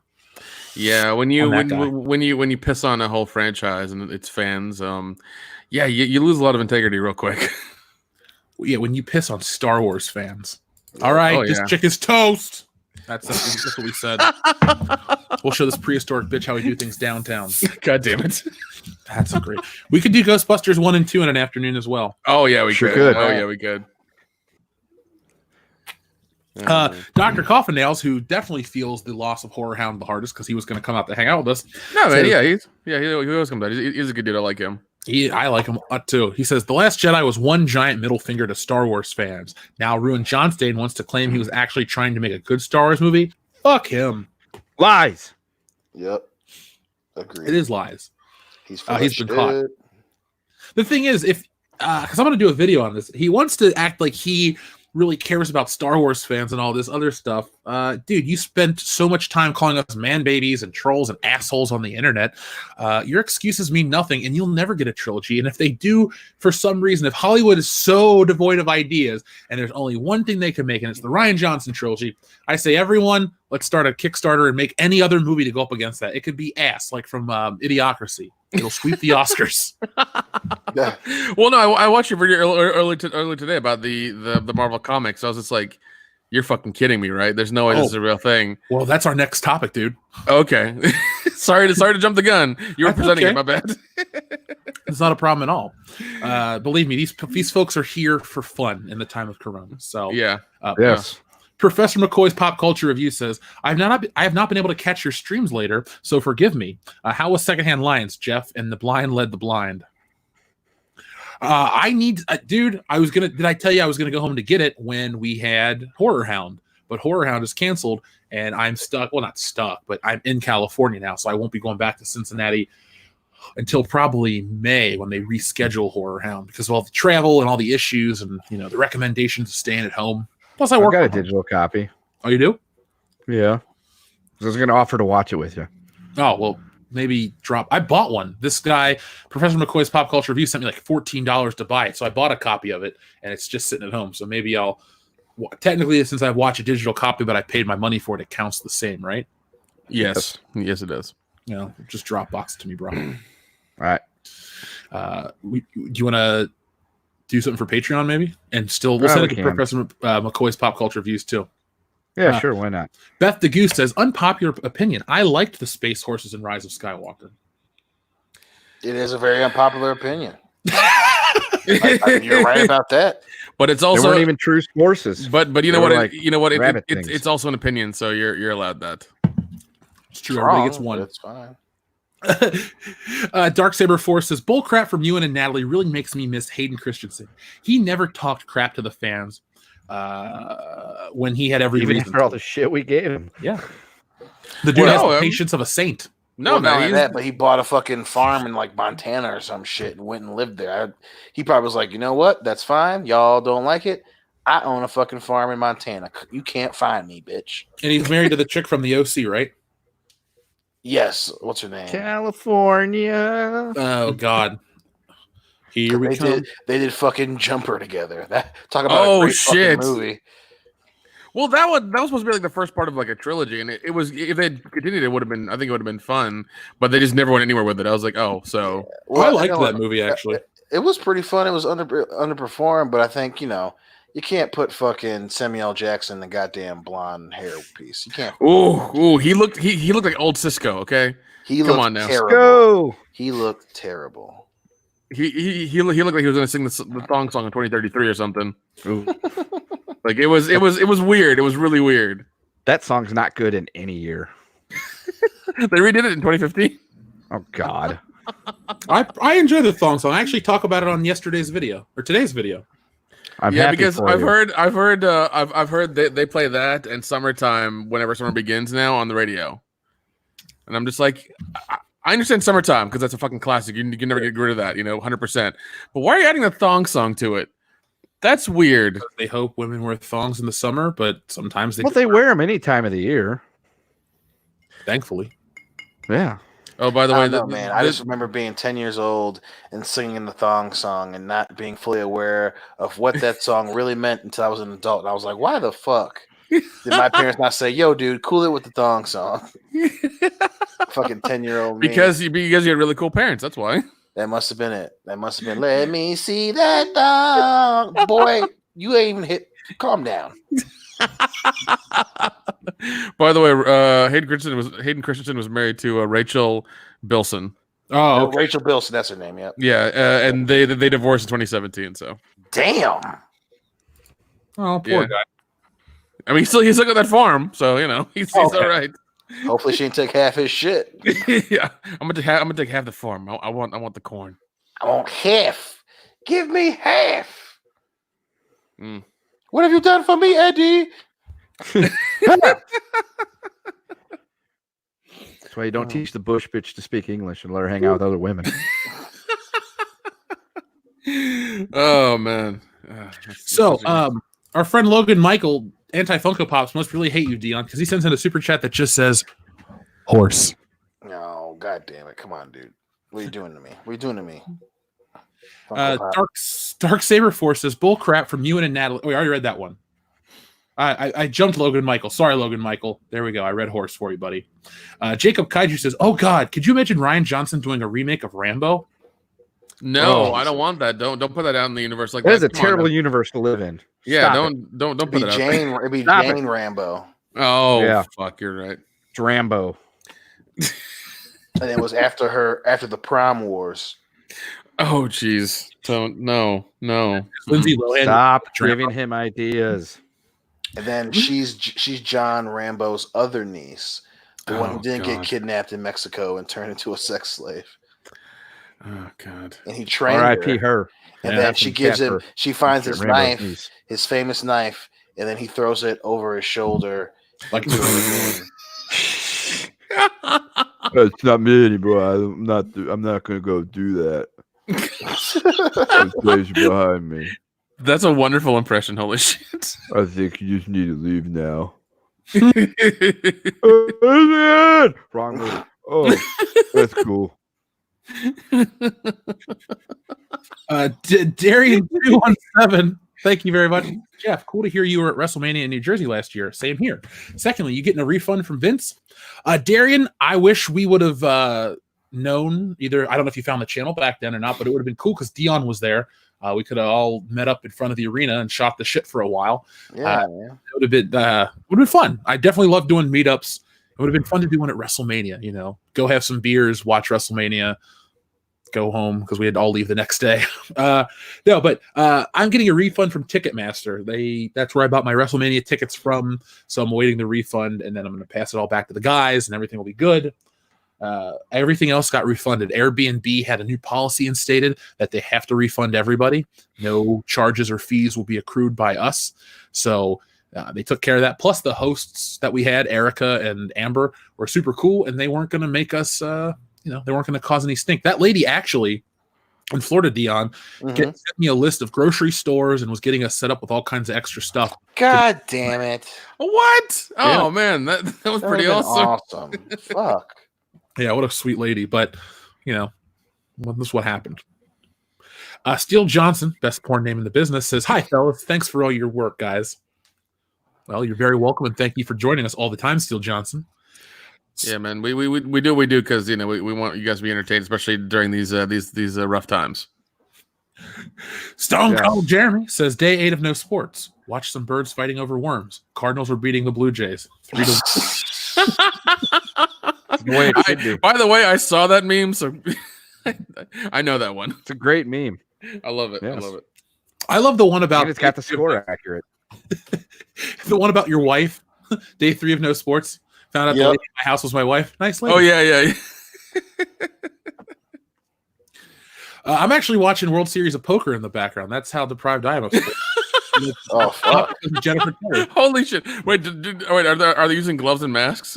Dude, it's a rerun. It's in Vegas. Okay, but it's yeah, Vegas is shut down too. Yeah, the Strip. They had hotel rooms for $26. Oh fuck! Yeah, I was like, hey, guys, you want to go to Vegas? Can you imagine? I know with the prices, everything. Can you imagine how much a hooker would go for nowadays? You could probably get it for $5. You probably get it for 2 rolls of fucking Charmin. Let's be honest. You're in luck. I have 30. Yeah. But like, hey, I got one of these N95 masks. She's like, okay. Dick's Insider from toilet paper. You down? Listen, perfect transition from Dick's Insider. Ryan Johnson's head is proof of internet gas. Oh my god. Our friend Cesario Japan. By the way, Cesario Japan, I'll give you the P.O. box address in a minute. Will you text that to me? Because you had asked me on a live stream the other day, and I said I would give it to you by the end. I completely forgot, but I went and had my name put on the one out here. So this will be our first public announcement of it. But Cesario Japan says, New Warriors, Trailblazers, just Dora the Explorer, but older. That woman ate Dora the Explorer and maybe Swiper Diego. Vora the Explorer. Oh my god. Oh my god. She is the dumbest superhero I've ever seen. Trailblazer. I call her Dora the Explorer with a glandular problem. She is just an embarrassment. Never mind. We'll get to it in just a moment, but thank you, Cesario Japan. Logan Michael Anti-Funko Pop says, we need Billy Madison action figures. The Pops don't count. Well, Logan Mike, 100%, man. We need them after we need Axel Foley. Listen, listen. Y'all got a lot of time to be quarantined. All right, make your own action figures and sell them on Etsy. All right, come on, we can do this. So Right. on Etsy. I want That's what I'm saying. That's what I'm saying, man. Actually, somebody had plans for a 3D printed. What was it? Ghostbusters goggles that can print out the picture like in the new movie. Mhm. Somebody had those plans you could buy, and you put a Polaroid camera in there and everything. I was like, I could do this. This is easy. After we hit it really big and get a WCBS compound, we're just gonna get a 3D printer and print dumb shit. Oh yeah. That's exactly what they're for. Well, I mean, here's a funny thing. They're really dirt cheap now. Like I remember when they first came out, they were like $10,000 for like a really shitty one, but I can get a decent one for like $300. Like it does a lot of dumb shit too. So, Well, shit, maybe in the future we'll have one. Press 1 in the chat if you'd like us to get a 3D printer and make dumb shit for you guys. One. And one. By the way, Logan Michael, I would if they made Billy Madison figures, I would request Billy, his dad, the maid, the kid with the glasses, the old lady who pees. Eric, of course. We also need Sideburns, Chris Farley, Norm Macdonald, his drunk friend, and Veronica Vaughn. A penguin. a penguin, yeah, penguin. We need a penguin. And the You golf gotta get cart. a penguin. I want that Yeah, shitty and you band need, when Billy passed the 3rd grade. Yes. Oh, what a glorious day. Rock on! You also need to get his 1st grade teacher. I can't remember her name. Miss Lippy. You gotta get Miss Lippy. Kindergarten. She was kindergarten. Either way, you need Miss Lippy. You get out there and you find that fucking dog. Thank you very much, Miss Lippy. Miss Libby eats paste. Yeah, and it has to come with the paste, and you can put it on her face. Her car is Yeah. mean. Like if they make an Eric action figure, it has to come with that little board with all the little desks and the Billy head on a stick and holes where he punched his eyes out with the pencil. Oh my god. God, now I want to watch that fucking movie. That's a great. It's such a great movie. It is. TLJ Screwjob says, at least George Lucas realized people didn't like Jar Jar and put him in less. Plus, Rian Johnson should have made 2 to 3 episodes about Jar Jar. Or Rian Johnson would have made 2 to 3 episodes all about Jar Jar just to fuck with the fans. I agree with that. Yeah. Yeah. That's probably one of his things. He's like, yeah, I want to bring Jar Jar back because, they haven't seen him in years. It'll be funny. And I'm sure somebody's just like, no, fucking don't do that. At that point, they're like, That is a bad idea. what was that thing from fucking Animaniacs? Good idea? Bad idea? Ooh, I got to write that down. Yeah. There you go. But no, George Lucas definitely did listen to the fans and pull back Jar Jar. I mean, he was the key to everything, but then he wasn't. I mean, then there's that scene in 2 when he's walking out of the fucking hotel room and he looks at the fucking camera. Yep. He was like sticking it to the fans one last time. Yeah, like fucking Jar Jar Binks. And then we have the worst person in the world says, I just got one. What should I print? What should the worst person in the world print, guys, from his 3D Scan printer? your junk and print it.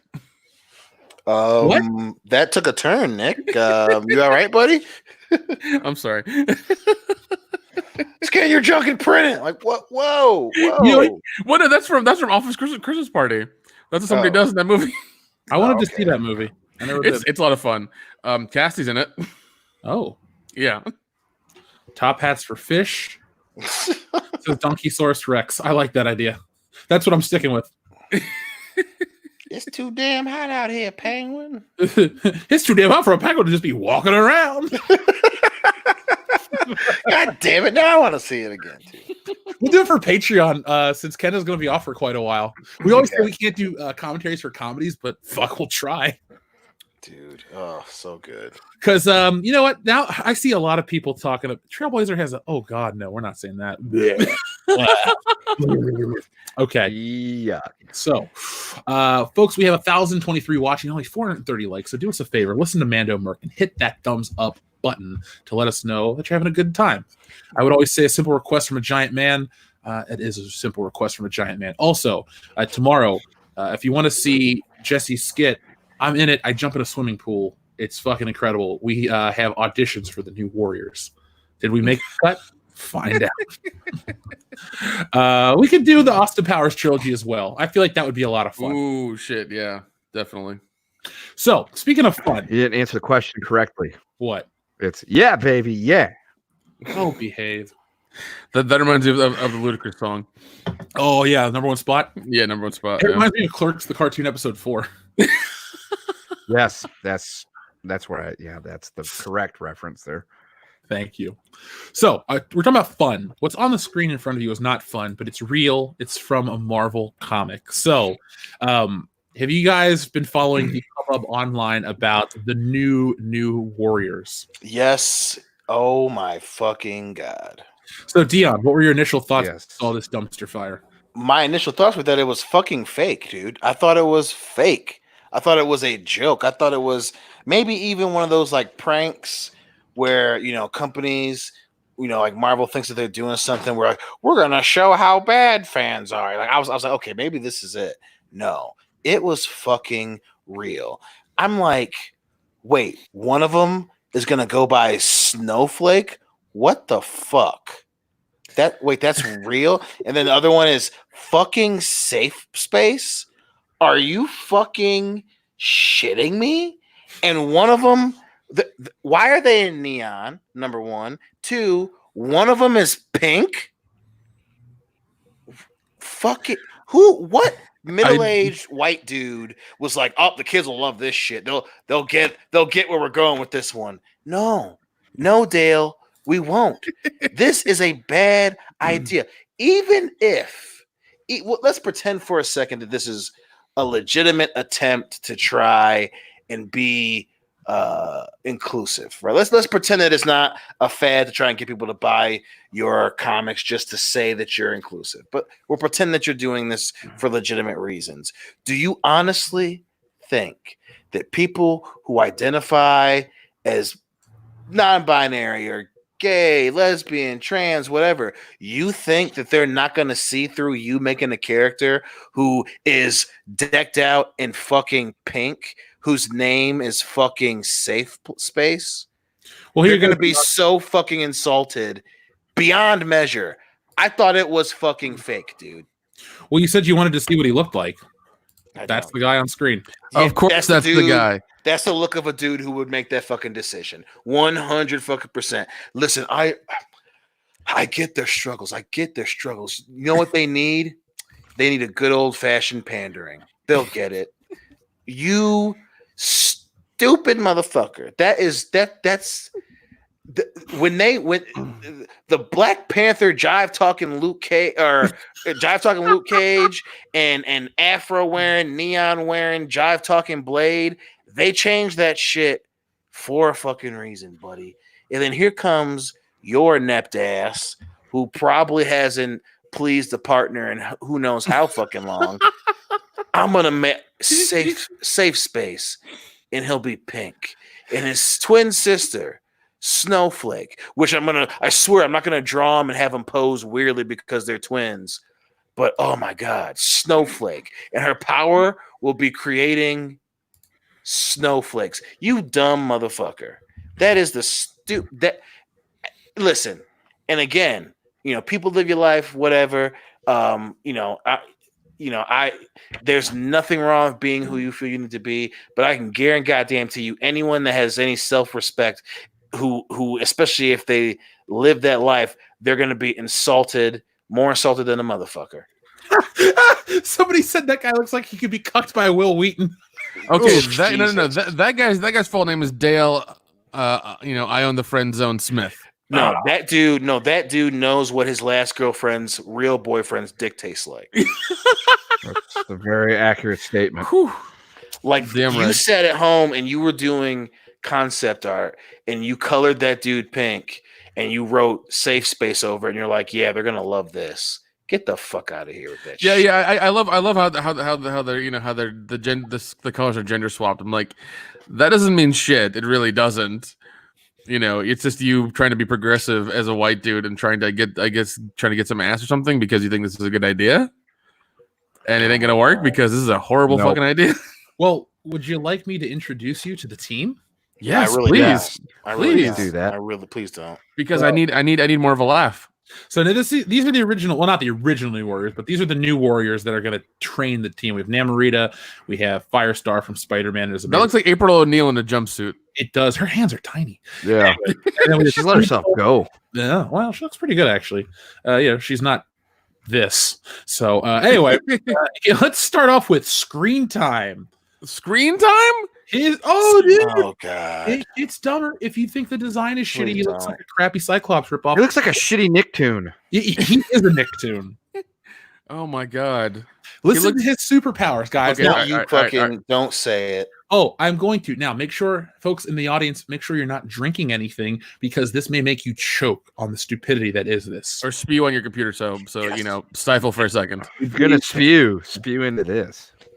I'm making you a no honk guarantee. So, Screen Time is a meme-obsessed super teen whose brain becomes connected to the internet after becoming to his grandfather's experimental internet gas. He can now see augmented reality and real-time maps and can instantly Google any fact. Does that make him effectively a genius? He sure acts like it does. What? Jesus Christ, this is a Nicktoon. This is a bad Nickelodeon show. What? So basically he's gonna scan the internet for whatever topics these people talk about, and then read off the first page of what happens. Yeah, that's a good fucking idea. Why is he wearing a visor? Why? So he can read the internet, And bruh. the best thing that you could come up with, you had all the fucking different combinations of words in the human language, and the best you came up with is internet gas.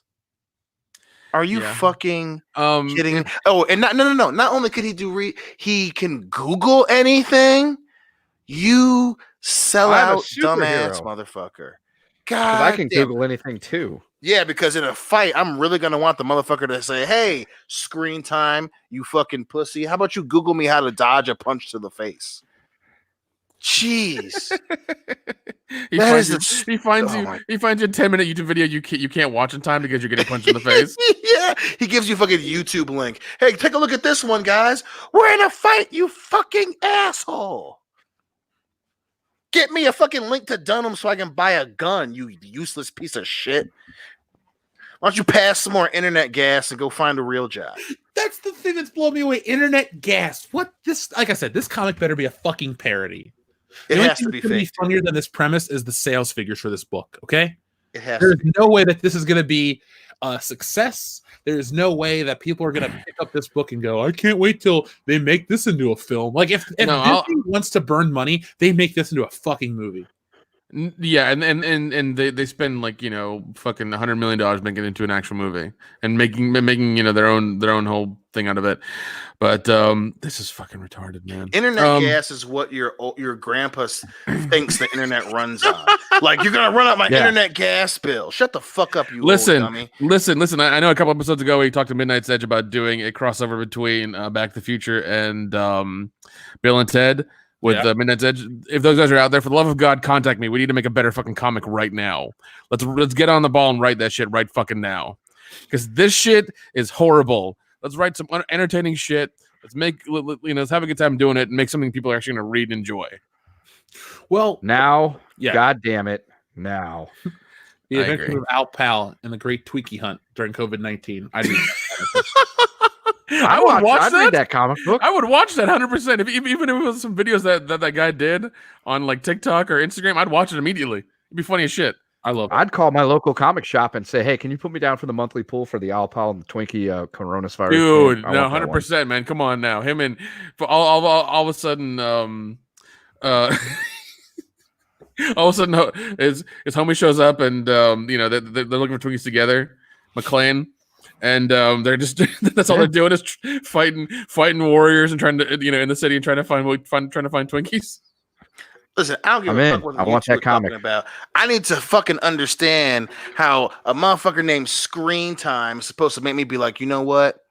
I want that power. Probably because every kid in America has that power to fucking Google shit. So they're like, I can see myself in the comic book. They're like, well, you have a shitty, view of yourself. See, that's what's so infuriating. Some bucktooth bitch boy was like, oh man, listen, what do kids love? Kids love screens, right? Yeah, screens and sunglasses and Google. They love Google, not the internet, specifically Google. They love Google. Oh God, yeah, and that's the sign of intelligence now. That's what be this dude's powers. Not anything useful or exciting or I don't know, compelling. He can Google shit really fast. Oh, kids are gonna love that. You know what I'm gonna call him? I'm gonna call him Screen Time. And you know what his fucking nemesis will be? Will be Screen Scratch. Fuck. Whose idea was this? His nemesis, using Google. His nemesis is going to be called Pocket. That's all it's going to be. Pocket change. Pocket change. His nemesis is pocket change or pocket keys. That'll be his fucking his mortal enemy. Having the Google superpower on your smart device sounds like something that would qualify you for the fucking Mystery Men. Yeah. Well, I mean, here's a name for a hero you might not love, but he's always right. Truth Bomb. You might not like him, but goddammit, he's right. That's way better. Yeah. I prefer that one. Fucking Screen Time. You're gonna hate him, but goddammit, he's right. Well, let's talk about the next one. The next two, excuse me. We have Snowflake and Safe Space. Now, you guys saw these earlier. Would you like to hear about Snowflake and Safe Space? I really don't. Yes, I'm going to tell you anyway. Yes, please. They're psychic twins, all twins, Of course. but they're psychic-er. Snowflake is cryokinetic, can materialize snowflake-shaped shuriken projectiles for throwing. Safe Space can materialize pink force fields, but he can't inhabit them himself. The reflex only works if he's protecting others. They're hyper-aware of modern culture and optics, and they see their superheroics as post-ironic meditation on using violence to combat bullying. They're probably This is why the terrorists hate us.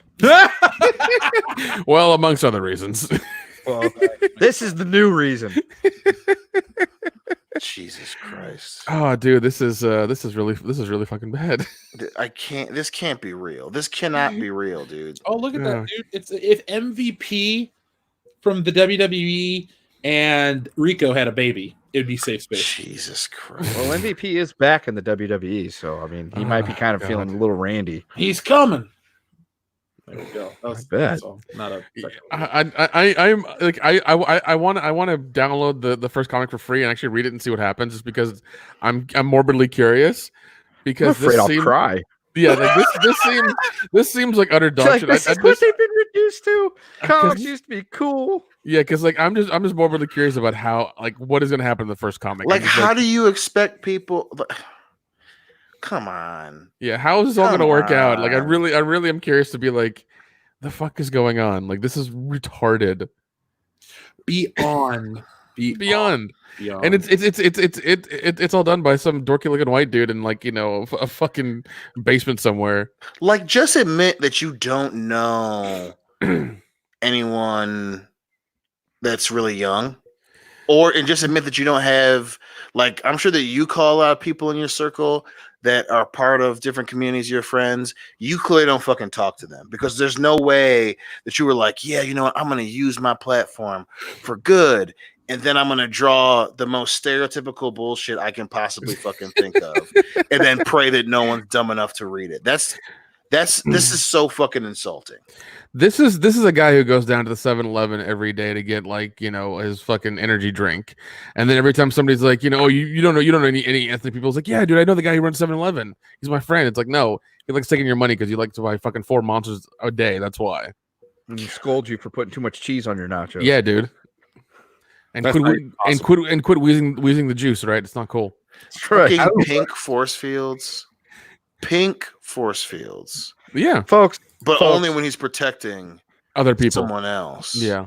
So here's the deal, guys, people in the audience. If you ever see a grown ass man walking around reading this comic book and looking like he's enjoyed it, push him down a flight of stairs, please. It'll save us all. Jeez. Damn, man. Just like all you had to do was, okay, we want you to make new characters for the New Warriors. Okay, cool. Don't make them look dumb. He did the exact opposite of that. The exact and here's the worst part. Here's the worst part, Dion. It got approved because it's somebody said this sounds like a great idea. Yeah. This will sell. These people are Steve Buscemi in that fucking that TV show. Hey, they're fellow kids. Like, just admit that you don't know what to do anymore. Just say you don't know what to do anymore. Just admit it, and then find people that are smarter than you in this Hollywood and hire us. For the love of God, Jesus hire us. For the love of God, hire us, because we will make you money and we will actually, do shit properly that people love. We'll just, For the love of God, hire us. we'll just keep doing our own stuff, and they don't need to hire us to come out of business. There you go. Yeah. Just like, why, dude? Dion, it gets more angst-ridden and try-hardy. Yeah, clearly because from B there it negative is. here. We have B negative, a teen living vampire exposed to Michael Morbius's blood as a child in a rogue but life-saving medical procedure. He still ages like a regular kid, but has all the abilities of Morbius. He's also obsessed with all the music and attitude of a classic long past decade, like the 90s or the early 2000s. The world I want to go home. and so am I. I want can't to be go real. home. So Can't be real. it's basically Jared Leto as a teenager. Pretty much, Yeah. Leto's guaranteed to play him in the movie. 100%. I mean, I'm looking forward to the Morbius movie. I think it looks interesting, but this is dog shit. I'm looking forward to this film. I can't wait. This is going to save the theater industry single-handedly. This is saving nobody. All right, they're gonna print whatever copies they have of this. It's gonna sit on shelves. People are gonna use it for toilet paper real soon. Is what's gonna happen, and that's what's gonna save lives. Yeah. No toilet paper, no problem. Why put this shit? Yeah, but why put the new Warriors fucking comic? B negative. Well, Yes.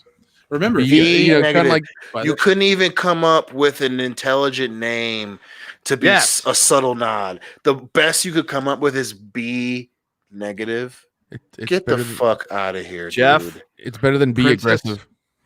Jeff, Princess Rainbow's ex Musashi gets it correct. B negative is Hinobi, Darkness, Raven Ways, Dementia Ways, BFF. Yes.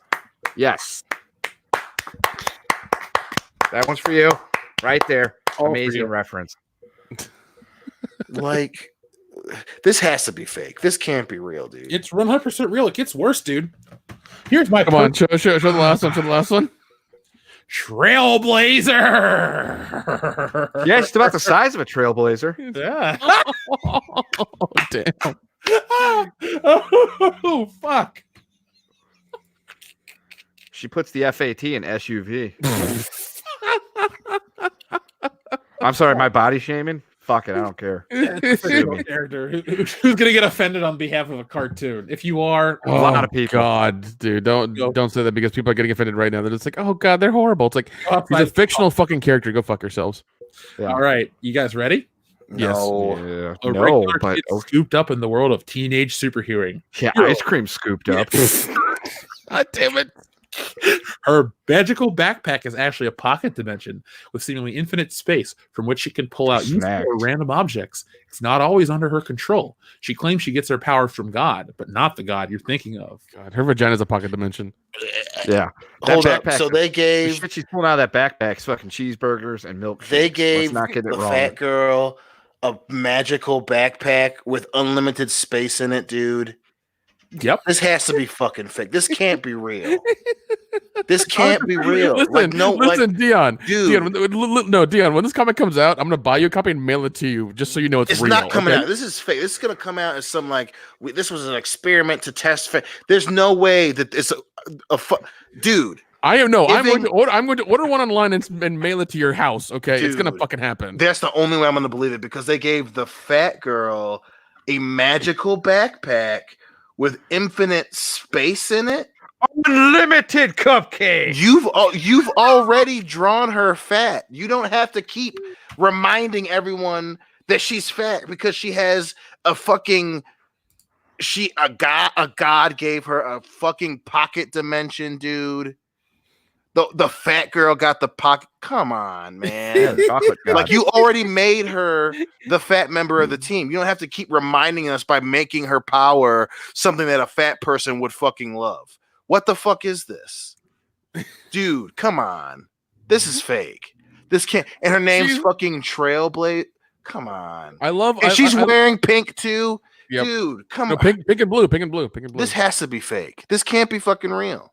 Oh, this is the most enraging, fucking condescending shit I've ever read in my fucking. To life. the Baskin Robbins. No. I love how she's the MacGuffin character. Like if they ever get in trouble, she pulls out of her backpack. She's like, "Oh look, I got this thing we need right now." All of a sudden, like that's gonna be what happens. Well, here's this group of idiots right there in front of you. This can't be fucking real, dude. This is they made the fuckboy team supreme here. The fucking dude oh, come on. He only Googles shit. This has to be fake. Come on. This can't be. This is starting to piss me. The fucking dude's name is B negative. It sounds negative. It sounds like what is it? The rapper from B whatever from WWE B squared. Dude, this can't be fucking real. And then of course like, oh no. And listen, there's nothing wrong with like trying to be, body conscious or whatever, but like there's a difference between doing that and trying to not be an asshole, and then specifically doing things to be the fatty has the unlimited fucking snack pack. Come on, dude. like what so when they get into a fight with pocket change and fucking Ben Shapiro or whatever, they're gonna be fighting, and then she's gonna be in the background. Oh my god, we're losing this fight. And she's gonna pull out a fucking some goddamn Jello or something. Like what is that? A whole loaf of banana bread. All right, this comic is available April 15th. Mm-hmm. I'm going to buy a copy and mail it to your house. It's gonna happen. Dude, that's not real. I'm willing to bite the bullet and get one of these and then sit here and read it on air. This is not real. This is not real. There's no way that this pandering bullshit. Like this is so heavy fucking fisted. Like did this dude like grow up in the fucking BuzzFeed spare closet? Hold on. Don't talk about BuzzFeed just yet, okay? We're gonna get to that in a moment. Their kryptonite is probably mean comments. You're not wrong. I guarantee you, when they beat someone, they're gonna say you've been canceled or some dumb shit. Oh my god! Well, okay, this has to be fake. There's no way this is real. Apparently, there are 5 of them coming out. So, I'm gonna sign it. Gosh, listen, Deanna, I'm gonna sign in for all 5 of them. Okay, dude, I don't think it's gonna get that far. This has to be. It'll get canceled right away. This can't be real. Folks, go ahead and send him all the copies of this comic book along with Dark Fate because he needs something to read while he watches the movie. While the movie loads. Loads? I'm just gonna put this out there. I think we should, when this comes out, we should do a live reading here on the channel. No, 100%. We'll all take a character and we'll get somebody else on and we'll do the reading because this time. It's not getting. I call for negative. I call Trailblazer. This is not getting that far. This has to be fucking. Beyond a snowflake and safe space. Yeah. Listen, that's not even a real thing because there's no way in hell that they're going to be in the middle of a fight and fucking Trailblazer pulls out a Gordita Crunch or some shit out of her infinite bag. Yeah. Folks, I got the McMuffin right here. Did she say McMuffin? I'm telling you, man. I'm telling you. When this comes out, we need to do a live reading. I'm totally down for that. I am completely down for that. A dramatic live reading. Look, if you think we're shitting on this, would you like to see the thumbs up to thumbs down ratio on the trailer for this piece of shit? Yes. I sure would, Jeff. All right. So if you saw it, you saw it. But let's take a guess. So out of the views it has, 330,182 views. Dion, how many thumbs up do you think it has and how many thumbs down do you think it has? It says it's 300,000. 330,000. I'm going to say thumbs down is, I'm going to say 250,000 thumbs down. Okay. And how many thumbs up? 10,000. Okay. Nick?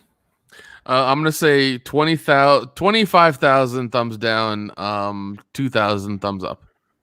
Kendo. I'm gonna go with 12,000 thumbs up and about 48,000 thumbs down. Well, here's the actual number. 2,315 thumbs up to 71,370 Holy shit, down. Look at all them fucking man babies. I know, right? Oh god. Instead of calling these people man babies, maybe you should just realize they're dissatisfied customers. Yeah, because they're Like at some point you have to realize you're doing something wrong. Like if every idea that you think is particularly progressive and forward thinking and inclusive and it's just getting rejected and not selling anything, you have to at some point be like, maybe it's not because all these people are racist, misogynist, sexist, blah blah blah. Maybe it's us. And there's no way that someone thinks that a young person who's going through, these changes, these life events, these experiences, and is going to pick up this fucking book. This is insulting. This is borderline dangerously insulting. Like, this is like someone walking up to me and talking in jive and saying, "Hey, brother, listen, man, it's fucked up what they did to brother Malcolm. You know what I'm saying, man? It's 2020, man. Power to the people. By any means necessary." I'd be like that next time I see him. Oh, smart ass. I would punch that person. I'd be like, "Yo, what the fuck's your problem? Why are you talking to me like that?" Because this is what disconnected people do to try and prove how good they are. Like, you don't try hard. If you're good, you're good. You don't do things you're not a fucking try hard. Oh my god, giving the fat girl the fucking backpack is crazy to me. Like, what the fuck? And the whole thing is insane. The whole thing is retarded, and I hope it dies. Like, it's DOA. I hope it's DOA, dude. And they're gonna make half the team gay. One team member is gonna be fucking. One of them's non-binary, so dude. Yeah, it's just like you. One of this them is what happens. Non-dairy. This is what. There's cheese in that Gordita Crunch, dude, for sure. I wasn't talking about her. There's no way that you remember to make a good story when you were clearly focusing on checking all the boxes. There's no way you remember to make a good story. No way. You had no time because you were like, okay, we've got the twins that are telepathically connected. Snowflake in safe space. Okay, force field. He protects everyone. Snowflake she turns the word snowflake into a weapon. Oh my god, that's genius. Okay, Trailblazer. Okay, we got to name one Trailblazer because people want a Trailblazer. Okay, she's fat. Yeah, she's fat, and she's black or whatever, Puerto Rican, and she's got a backpack that she can stuff a whole bunch of shit in. Oh my god, the kids are gonna like that. There's no way you were like, oh shit. Yeah, nobody's heard of a backpack that gives you things. It's not. Who does that? Who does exactly? Dora the Explorer. Shh, quiet. Nobody knows. Yeah, and she's written for people who still shit in their pants. Like there's no way that people grew up and like, God damn it, I love Dora the Explorer. I'm gonna buy all her shit. And I'm gonna go see that movie. And I love when she talks to me. Oh my god, as an adult, I love that shit. No, Dora the Explorer is written as a dumb character for dumb kids who do dumb shit like shit in their pants. Still, it's not a good character that you would write for fucking adults. This is fake. It's fake. There's no way this is real. Yeah, it's 100% real, dude. Dude, no. That's not a real. No one who got paid money was like, okay, what's every stereotype of young people today? I'm gonna make an entire superhero team around that. Dion, that's not real, dude. I'm staring at the digital comic shop at Marvel right now. It is $3.99 to pre-order right now. I'm not even kidding. No, this isn't real. It says New Warriors 2020 #1 of 5. Dude, I'm going to the comic shop tomorrow, so I will ask them about saving me a copy. But hey, can you pull this for me next month along with my Death to the Army of Darkness #3? I'd appreciate it. Thanks. Ooh. That's literally like making an Asian character and be like, his superpower is being able to calculate numbers faster than your give you the coronavirus, or get the wrinkles out of my shirt. This is not real. There's no way that someone got paid to do this. Well, did you see the guy? He got paid to do this. That's fake. Yeah. That's he also probably idea. paid to watch his girlfriend get banged by another dude. That's true. Oh my god. What the fuck? Their fucking name is Snowflake. Dude, This has got to be fake. Gotta be fake. Oh god, It's not I fake. kind of Very real. want to buy the physical copy of this comic now, just to be like, it's fucking real. It's a real thing. I It totally happened. am. Dion's a new Warriors denier. He's Oh my claiming God. it's a He's a her- new- Literally, this is on par with making a superhero, and he's called his superhero name Dr. King. His power Oh my is to be God. able to make someone compassionate with his words. We And already saw that. He calls his superpower the dream speech. Like that's was Oh the my level God. of stupidity. That's the level of stupidity. Oh my god. White This can't be real. white Jeeps, Kenda, white Jeeps. Yeah, well, shit. I don't even want to think about that right now. Oh my god.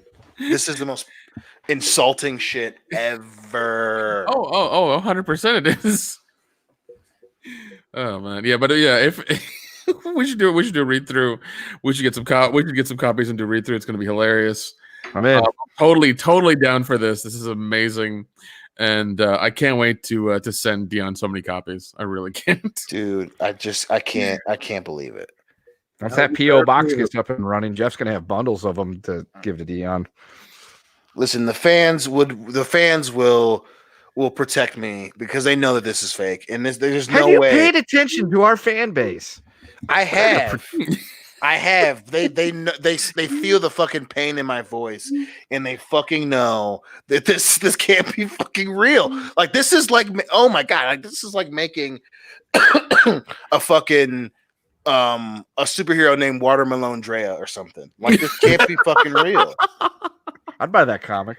Oh my god. Like her kryptonite is grape flavors, and her power is the ability to control everything associated with watermelons.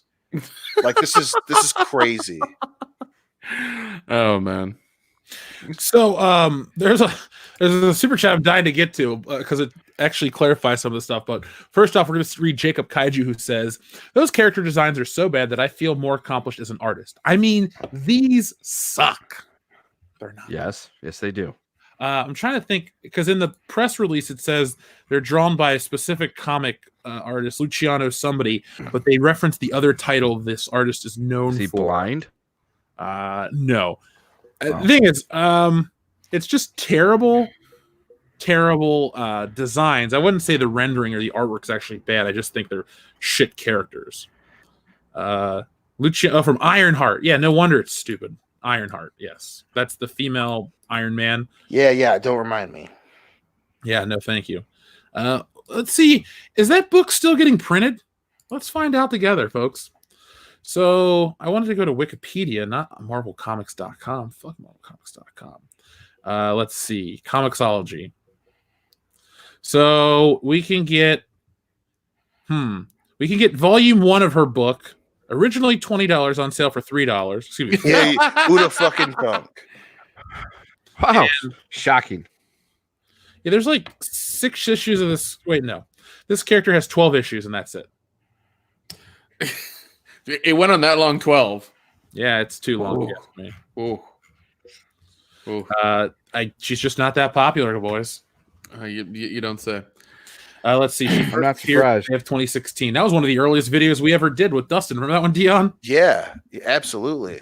And we were just like, "What the fuck is this?" And this is worse than that. This is way fucking worse. Oh, no, it is. It is. The most yeah. dejected shit I've ever seen a visual medium pull. This is fucking crazy. But this is why Marvel Comics is dying. This is why comics are dying in general, and it's complete dog shit. The fact that they haven't fucking learned yet is beyond retarded. It's just like you keep doing this. It's that thing that Einstein said. You keep doing the exact same thing, and you keep expecting it. You keep expecting a different result. Is kind of insane. And it's like I don't know what you want. You're constantly losing money. You constantly have to do reprints. Constantly have to hire new people and do new stories and shit like that. None of it's fucking working. Make better shit. Well, here's the thing I wanted to point out to you guys. We're talking about Ironheart, right? So here are the sales. For some reason, they put her sales on her Wikipedia page. Do you see Spider-Man sales on his Wikipedia page? No, you see a rich history of an iconic comic book character. Yeah, you do. This chick is dumb. But listen to this. If you look closely, you'll see, oh, Jeff, her first appearance was the fifth best-selling comic of the month.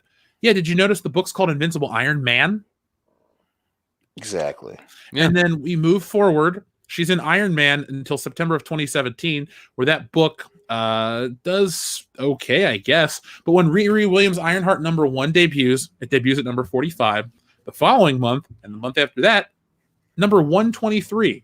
And the sales are going down by a lot. The character is just not that popular. Well, and it's like, and again, you can't copy some other character and then expect it to transfer to them. You're hoping that someone rewards a character, attention and notoriety simply based on the fact that they're asking for it. Like, oh, it's Riri and she's like Iron Man, but it's a she and she's black and she's got a fro, and you expect people to just jump to it. Like, that's not how that fucking works. And she's from the Bronx. And she's from the Bronx. She's like Jennifer Lopez. You know what I'm saying? People like, no, that's not how that fucking works. Like that's like someone working at McDonald's and be like, well, I've been here for a month and I want to be manager, and expect someone to just give them the job based on the fact that they asked for it. Like, that's not how that shit fucking works. Not to mention, the prospect of, okay, we want to prove that, we're going to show that girl comics can sell, but then you don't come up with anything original. Yeah. But then you name it Heart. Well, and then you draw where she's like, oh, she's got big tits and the thing over her is a heart. People will love that shit. Like, that's not how that fucking works. Well, listen to this real quick. Reception of the character. The character of Riri Williams was initially received criticism for having an inaccurate portrayal of a typical black female teenager. That's kind of bullshit, because what's typical? Right. Exactly. Yeah, that's really dumb. That's a really shitty thing. And hold on, it gets dumber. It says, and the lack of an actual black female writer for the character. Now, correct me if I'm wrong. I might sound crazy, but Chris Claremont, the undisputed greatest writer of the X-Men, was not actually a mutant, but he wrote the best X-Men stories. I'm sorry, what? Stan Lee. You mean? Wait, hold on. You're telling me the guy who wrote the mutants wasn't a mutant? No. Get the fuck out of here. Bullshit. Get the fuck out of here. I'm being honest, dude. Walt Simonson, who's one of the greatest creative minds on Thor, not actually Asgardian. What? Fuck off. You're blowing my mind here, man. Quit it, okay? Quit. I can't take this Stop anymore. lying. Dude, I'm being honest. Bob Kane didn't even create Batman. He ripped it off, but that's a story for another time. But his parents were not murdered in Crime Alley by Joe Chill. Wait, what? How do you know? Were you there? I have it on good authority. Okay. That All right. Ryan Williams was Siegel there. and Schuster, He saw it. they're not actually aliens from the planet Krypton. Lies. So, today's world is so obsessed with we need representation. And then when representation isn't enough, they go to the next level. Well, what's the next level? I need the characters of minorities written by minorities for a realistic representation. You know what? If you wanted me to write a character based on my ethnic background, you'd be like, this is an inaccurate representation. You just wrote him as a white guy. I mean, I went to a private school. What fucking life experience? Just because of the color of my skin, my life experiences have to be different. Of course, people deal with shit, but that's some of the most regressive, racist ass bullshit. Oh, it is, dude. No, it is. It is. Yeah. The fact that in this Wikipedia article, somebody said, not a typical black teenager's life. I'm like, go fuck yourself. You clearly haven't been paying attention to modern day, political scenes where, based on the color of one's skin, they all have to have gone through the same things. Well, don't worry. This Riri Williams criticism comes from Inverse, written by Caitlin Bush. So, of course, this one's going to have some hot take. This is more attention than she's received in Hot 40. Bush. So, I don't care about Riri Williams, and I don't care about the new Warriors. Do you guys? No, I do. I care no. that this is fucking up comic books. Like, obviously, when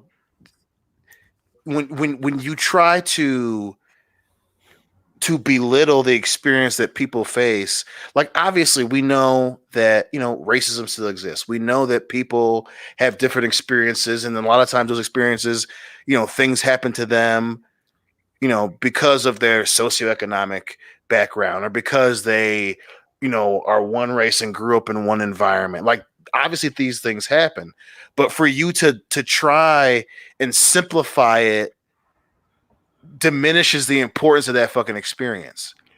Now, people are fucking being human is a weird and crazy fucking thing, but not every background of someone is defined by a physical appearance. You can acknowledge the effect of racism and classism and bigotry and prejudice. You can acknowledge that without trying to marginalize and generalize groups of people in a fell swoop. That diminishes the importance of those experiences. So one reason why Riri Williams was so fucking bad, if you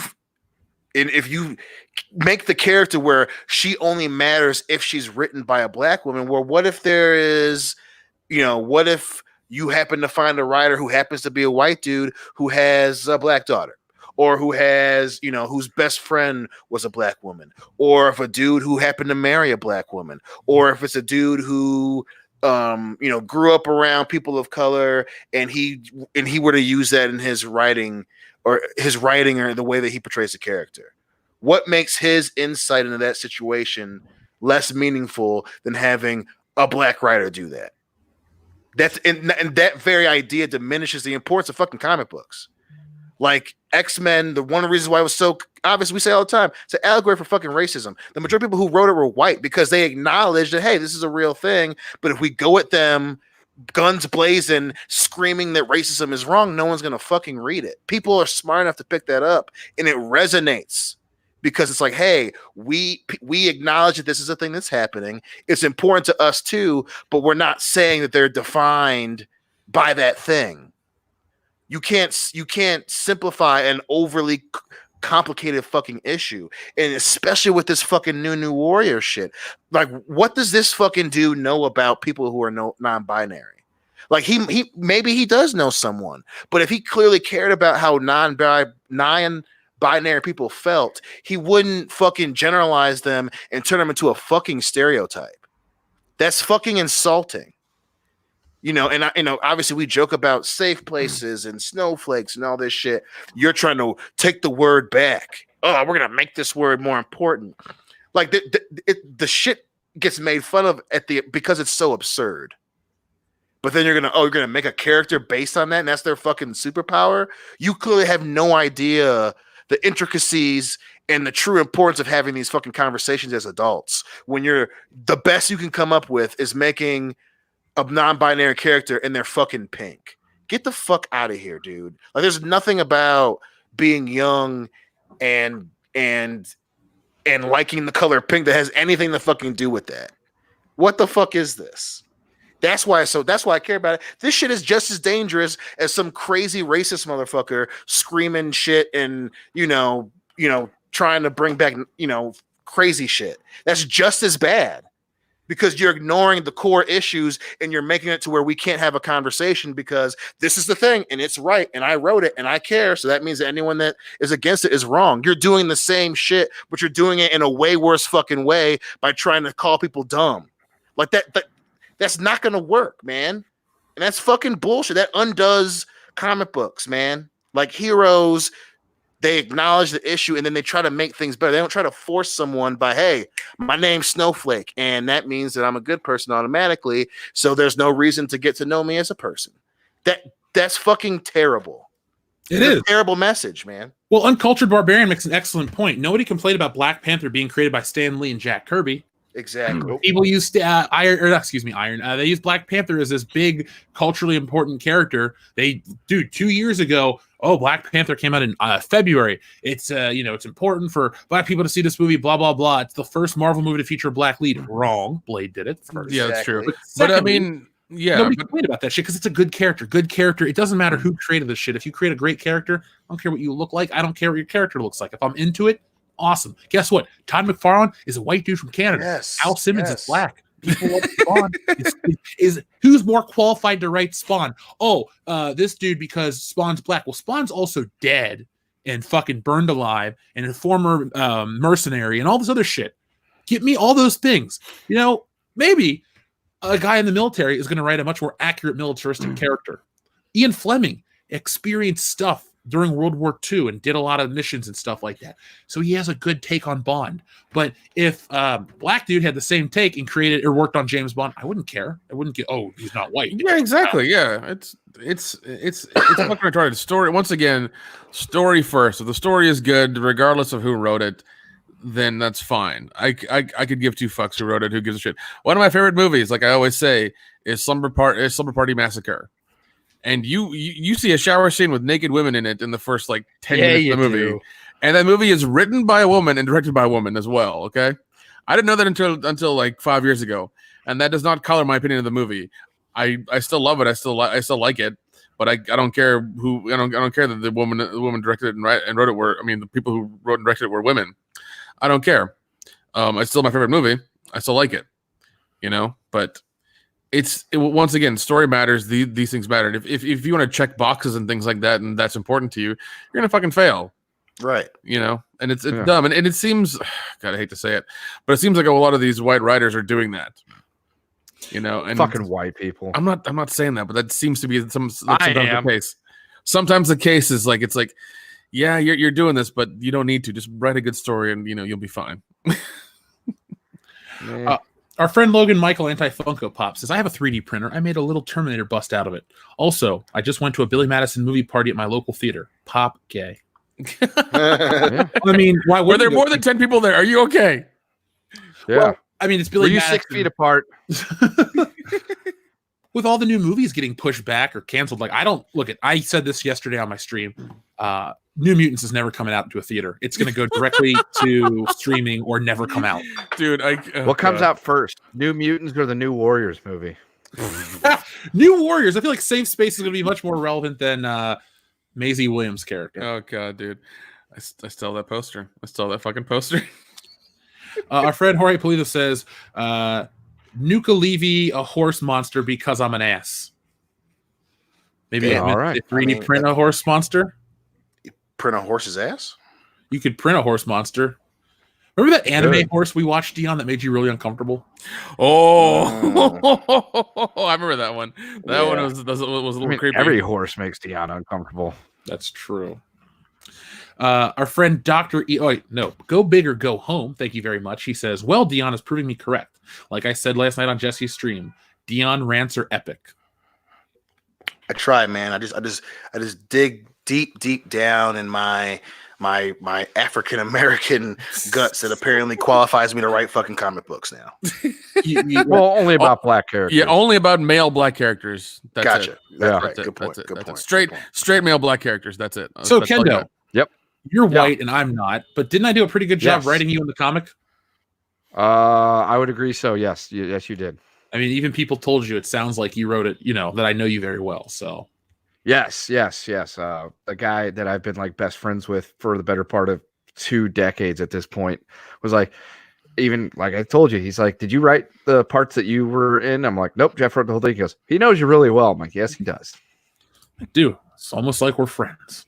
And I paid attention to Almost like we've, associated with each other quite a bit. Yes. Well, that's another thing about our group. We're never like, I like my black friend Dion. Like that's not something I say. It's like my friend Dion. Well, I do whenever I'm trying to prove an argument about how I'm not racist.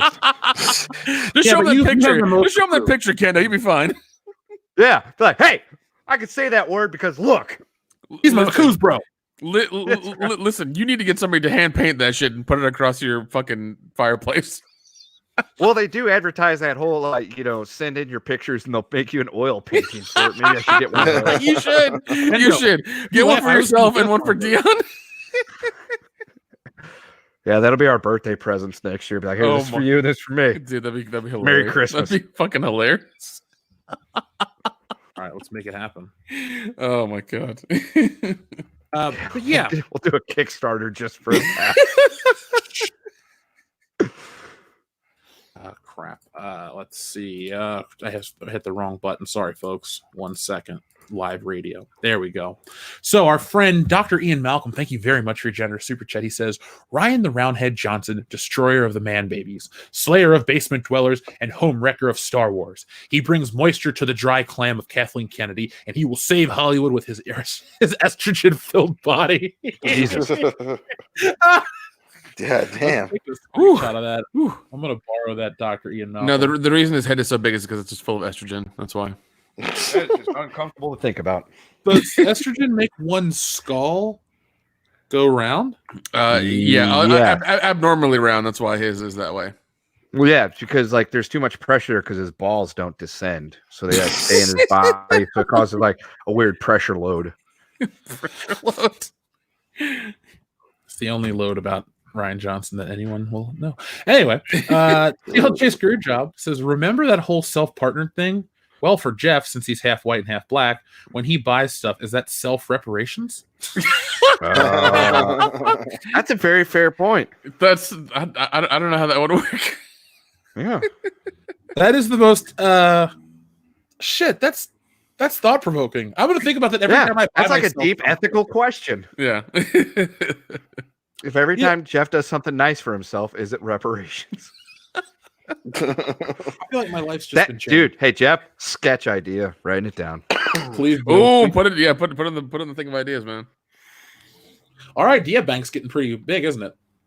It is. Yeah, excited. we're if whenever we start making stuff, we're gonna have a lot of things to pull from, so it's gonna be nice. Hey, with all the production shut down, we're gonna make a TV show and get it out quick. There you go. There you go. Oh God. Silverman says, "Let Trailblazer chase you. Her heart will give out." Oh my God. Jesus. I don't know. She can chase you, Maybe just not very fast. Well, maybe we should pull out a fucking hoverboard from her backpack or something. I don't know. That's true. She's got a backpack full of goodies. Now and she'll pull out an probably oxygen useful tank. stuff. And some trail mix. No, but it's non-GMO, gluten-free vegan trail mix. Right. The only way She's got all the toilet paper. So it's just ice cubes. It's just ice cubes, Yes, ethically harvested. ethically harvested. Now, Cesario Japan. Now, Dion, what did you say earlier about Daniel Kibblesmith, the writer? He looks like what? He looks like he knows what his girlfriend's actual boyfriend's dick tastes like. Well, you did say that, but you also mentioned something about BuzzFeed. Now, Cesario Japan, thank you very much. He says, Daniel Kibblesmith, author of this incarnation of the New Warriors, was a former BuzzFeed writer and created a kid's book called Santa's Husband. No Of joke. fucking course Jesus he did. Christ. What? There it is. Of course he Oh my did. God. Of course he fucking I'm going to look up Santa's Husband real quick. Oh, gee. Holy shit. Really? Not only is Santa, does he have a husband, Santa's husband is black. What? Of course he is. I mean, that's the What? best way to get him, you know? Why? That's the Why? best way Hey, to why? get him. Why isn't he Mexican? What's going on there? Yeah, So that's a Santa good Claus point. likes chocolate. Apparently, chocolate titty. Hey, titties kind of shit. I didn't mean to unshare it. Hold on. Let everybody get a look at it. This is Hey, I a got a children's question. Yeah. Back to the Jeff thing. If like you choose not to go vote, are you suppressing minority voters? Yes. So Like, many are you questions. disenfranchising yourself? I mean, there's just so many ethical questions here now. All of a sudden, it's just I don't know where to begin. I know where to end. Marvel. No more. Yeah. No shit, man. No Ugh. shit. They're shooting themselves in the foot right now. So.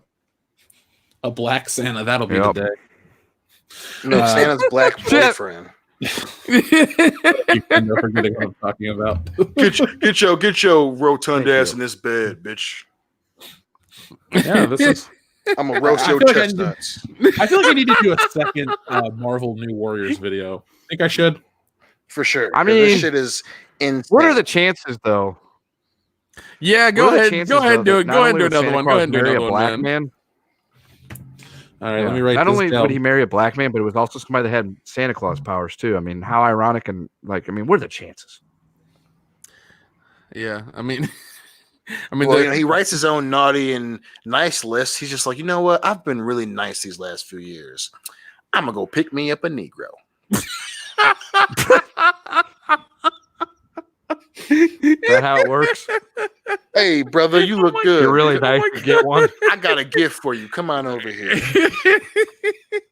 Sorry, man. Let's see what kind of package I have in my sack. Let's see. God. Our friend Benito Martinez says garbage characters, bad stories, woke bullshit. That is things only the Sith know. yes, yes. Benito clearly listens to our show, Dion. That is so good.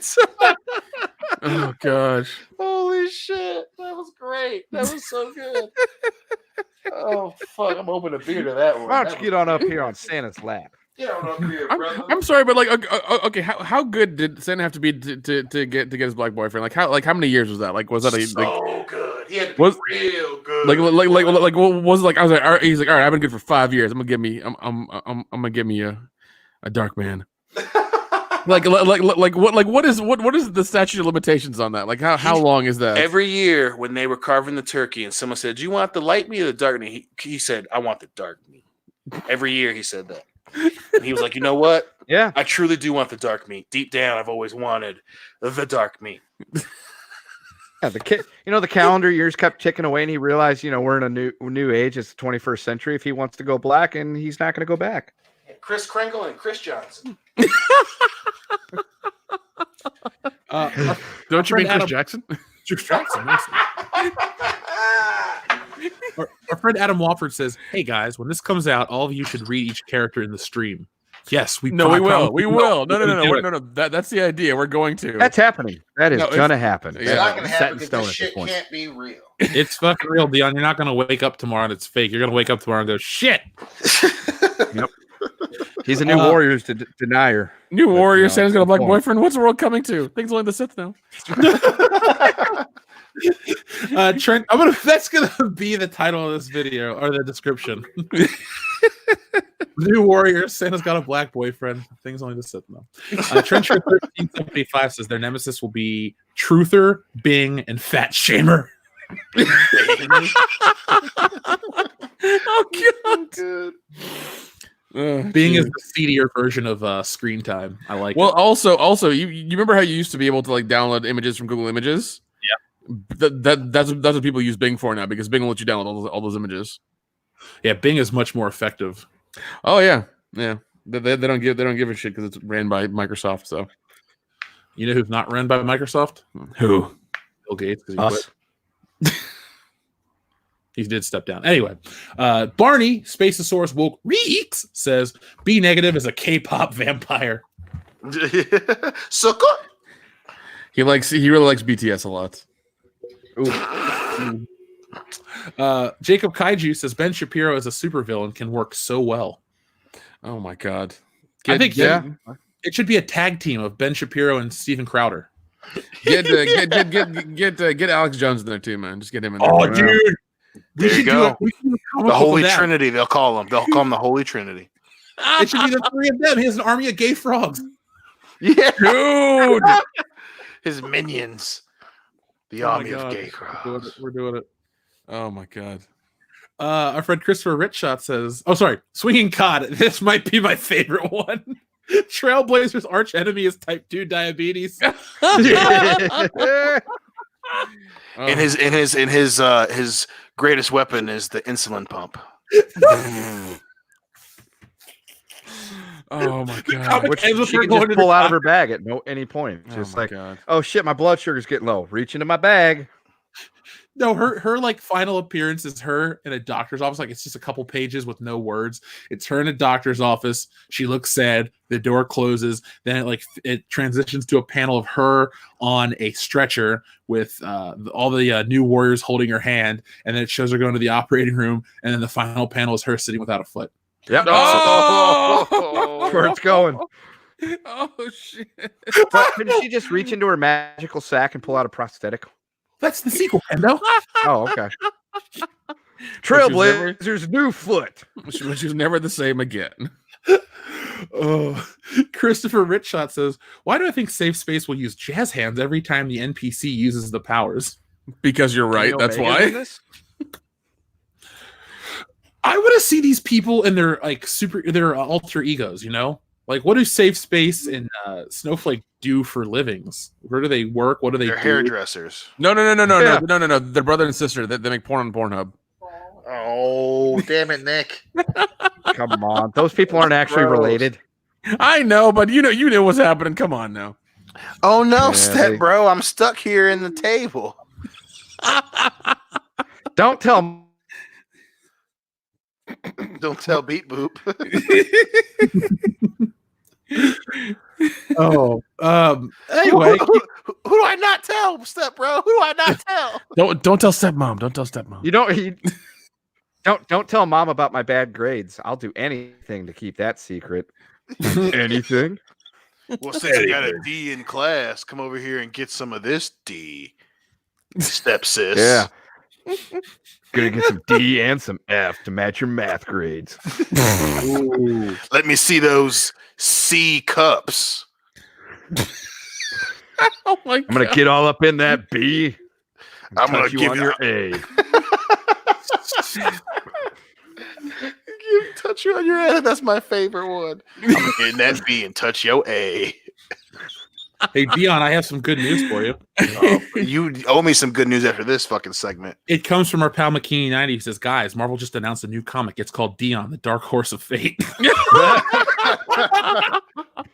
That's starring Mackenzie Davis. Title. That actually sounds pretty cool. Maybe we'll make a print for you and you can sell it at Horror Hound. Dion. Are they gonna dress me up in like Malcolm X with a black suit on and the fucking glasses with the black rims on? We are now. Yeah. And my power is gonna be known as Any Means Necessary. Dion X. Your power is just an MP4. That's all it is. Oh fuck, dude! He What just goes around happened? screaming about Plymouth Rock. I don't trust the Honorable Elijah Muhammad. Kryptonite, dudes with shotguns. Oh my God. Thank you. Dion That was a gets good it. one. That was a good one. Woo! That's a spicy meatball right there, boys. Yeah. Dark Saber Force says Dion's rants are always god tier mode. Oh, yes, Thank they you. are. I try, man. I'm just trying to fucking sift through the bullshit with the bullshitters, man. Because this is just, just crazy. It's God. No one ever realizes the harm they're doing until well after the fact, and that shit like that deserves a good rant. We have Uncultured Barbarian. Thank you very much. He says, I could write a comic called Pumpkin Headed Dipshits, and it would make more sense than the stuff coming from Marvel. It would. It's a great title, too. Yeah. Yes. I'd buy that. It sounds like a sequel to Eight-Legged Freaks. Yeah. Oh man. And David Arquette was oddly in both of them. He's got friends money, bitch. Jeez. TLJ Screwjob says, well, since the last super chat went over so well, when Jeff and Jesse are doing it, is that self-cucking? Jesse's input would help, I think. God damn. That is a very good Holy question. shit. Think these are maybe we should create a new sideshow, ethical questions with Jeff. Fitz. Hey, you know what? If you can come up with a bunch of them, we'll do a stream where I just answer that kind of shit. We'll see if Well, I've got several days of free time, Jeff. I will come up with many, race, equality, ethical questions for you. TLJ Screwjob, Jesse's in the background. She nods her head. Or she disagrees. She's shaking her head like no. So that's directly from the source right there. So say it loudly. It's not self-cooking. Yeah, so they can hear. No, not. No, it wouldn't be because it was, you're not. Yeah, you're yourself. It's not how that works. Now, when I masturbate next to you. That's different. See, that sounds like something that someone's trying to hold up the fucking white establishment with the other half of Jeff would say. Good job. Yeah. You're putting out the black part of Jeff? What kind of bullshit is that? And when you give me a hand job, it's cucky. What? Okay. Anyway. I just love how that whole thing just went off the rails. I'm not Like, sure there was- how that works, but okay. Yeah, me neither, Kendo. Anyway, we got one No, more. no. One more. Hold on. When she gives him a hand job, it's her holding down the man. There you go. Oh god damn it. When the man comes around is now a whole new euphemism. Oh jeez. Shit. It's just like Jesse Owens giving up the fist. That's what she's doing. Oh god. Oh shit. Go big or go home says, will the new Warriors be printed on recycled paper with biodegradable ink? If not, for shame, Marvel. Agreed. Dude, no, that should be a complaint. So everybody makes about that. Everybody should make a complaint about that. That'd be hilarious. But we are going to do a reading of that because it's going to be fucking retarded. It's I can't not real. we're gonna leave this on the screen from Shadowhawk, but Eden Franklin says still the best show on YouTube. Hashtag WCBS. Thanks, buddy. Eden Franklin, thank you so much. The secret to our show is we have a good time doing it, and we're all real life best friends. So Yeah. there you go. And we don't get upset when we give each other shit. No, Exactly. that's it's part of our secret ingredient. So Or we don't get upset when our friends insinuate each other getting hand jobs, apparently. that's true. Now, again, folks, this Saturday afternoon, 3 p.m. Eastern Time, 2 Central, and noon Pacific. There we go. I got it right that time. I was just trying to do math in my head, and it's just not working. Anyway, the point is, we're doing the Indiana Jones trilogy live watch party drunk stream extravaganza. So at noon my time, we'll be starting Raiders of the Lost Ark. All these films are on Netflix. We would like as many of you to join us as possible since you'll be stuck in the house. If you're in California, you're really not supposed to go out now. So do what we do. Have fun, watch movies, bullshit with us, your buddies here on the internet. So we'll be drinking, we'll be watching all the Indiana Jones flicks that exist, all 3 of them, and maybe we'll play some other drinking games while we're on the stream. So that's going to be a lot of fun. Now, before we go, Nick. Yes, let me do my thing. Let's see here, screen share, and Yeah, I was going to say something about that too, Jeff. I think maybe that's why Dion is so gun shy at the term hand jobs. Oh, okay. Well, I know That fucker owes a lot. I know everybody goes through hard times, but the important thing is to support independent film and your local business as well. But I made I helped make a movie with my good friend Richard Tanner. This is his 4th movie. This is my 2nd time working with him. We made a movie called Mother News Presents Once Upon a Nightmare. It is a horror anthology that we do twisted fairy tales. A lot of fun. Jeff makes a cameo in it. Yes, I do. Yeah, I can never eat bologna again. But yeah, I watched. It was really weird. You guys will love it. I directed a segment. I directed Jeff's segment along with another segment that involved 3 women in bed. I think it's called Little Red Riding Hood, something like that. So things happen. It's a lot of fun. We had a good time making it. But we do need your support. The campaign ends in 21 days. We have a lot of good perks on there. If you can give us what you can, that's great. If you're a big fan of Erin Brown, aka Misty Monday, she's in the movie. We got her in this. She does a lot of weird things. It was a lot of fun filming with her. She's really talented. But yeah, give us what you can. If not, please share the campaign. It is on Kickstarter. Anything you do would really help us out, and we really appreciate it. So yeah. Folks, I will be going over to Mindless Entertainment in about 30 minutes. Here's the link. You can check it out. We're going to be talking about all sorts of stuff now that we're quarantined and stuck in and can't really go out except to the grocery store. So we're going to live on our supply of mac and cheese. Thankfully, we have enough cheese. Well, do we have enough cheese or just enough for this one meal? Mac and cheese? Yeah, just enough cheese. I don't think there's ever such thing as too much cheese and mac and cheese. No. Okay, you say plenty. I say there's just enough. Real quick before we go, GameStop said that they are essential business and they're keeping their stores open. What do you guys think of that? That's stupid. Listen. I think it's hilarious. I'm glad that it's finally turning a profit after all this bullshit. So they're gonna see a little bump in their income, but that's just gonna be a bump. It's not anything long term. So yeah. Yes, I'll remember, Daniel. Booze ain't food, but Guinness is a meal. So. What are you talking about? Booze isn't food. That's Salvador, my his Mortal reference, but I Kombat met people it. came in the mail today, so that was cool. So, yes, folks, this has been episode 211 of World Class Bullshitters. Every Thursday night, we take a dump on the world of pop culture. But now, during the coronavirus crisis, you can catch me live Monday, Wednesday, Friday for the Fandom Menace Live or Fandom Menace Tonight with Jeff Hicks. It's a 90-minute show. It's small. It's a little more digestible, but it's a lot of fun.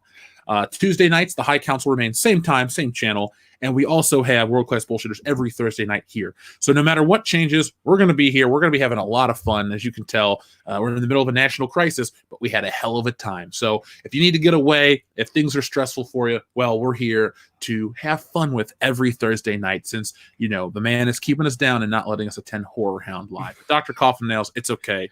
We'll hang out with you enough. So Logan Michael Anti-Funko Pop sent in one more. Thank you very much. He says, my store has completely sold out of Dion's doo-doo butter. I guess I'll have to get some more free off the street. Oh, Easy there. That's Shaq right there. I'm gonna have to walk that one back. Yeah. Chuck E. Cheese has a case of booty sweat. Well, we all have a case of busting up bars. So there we go. Full meal. Right.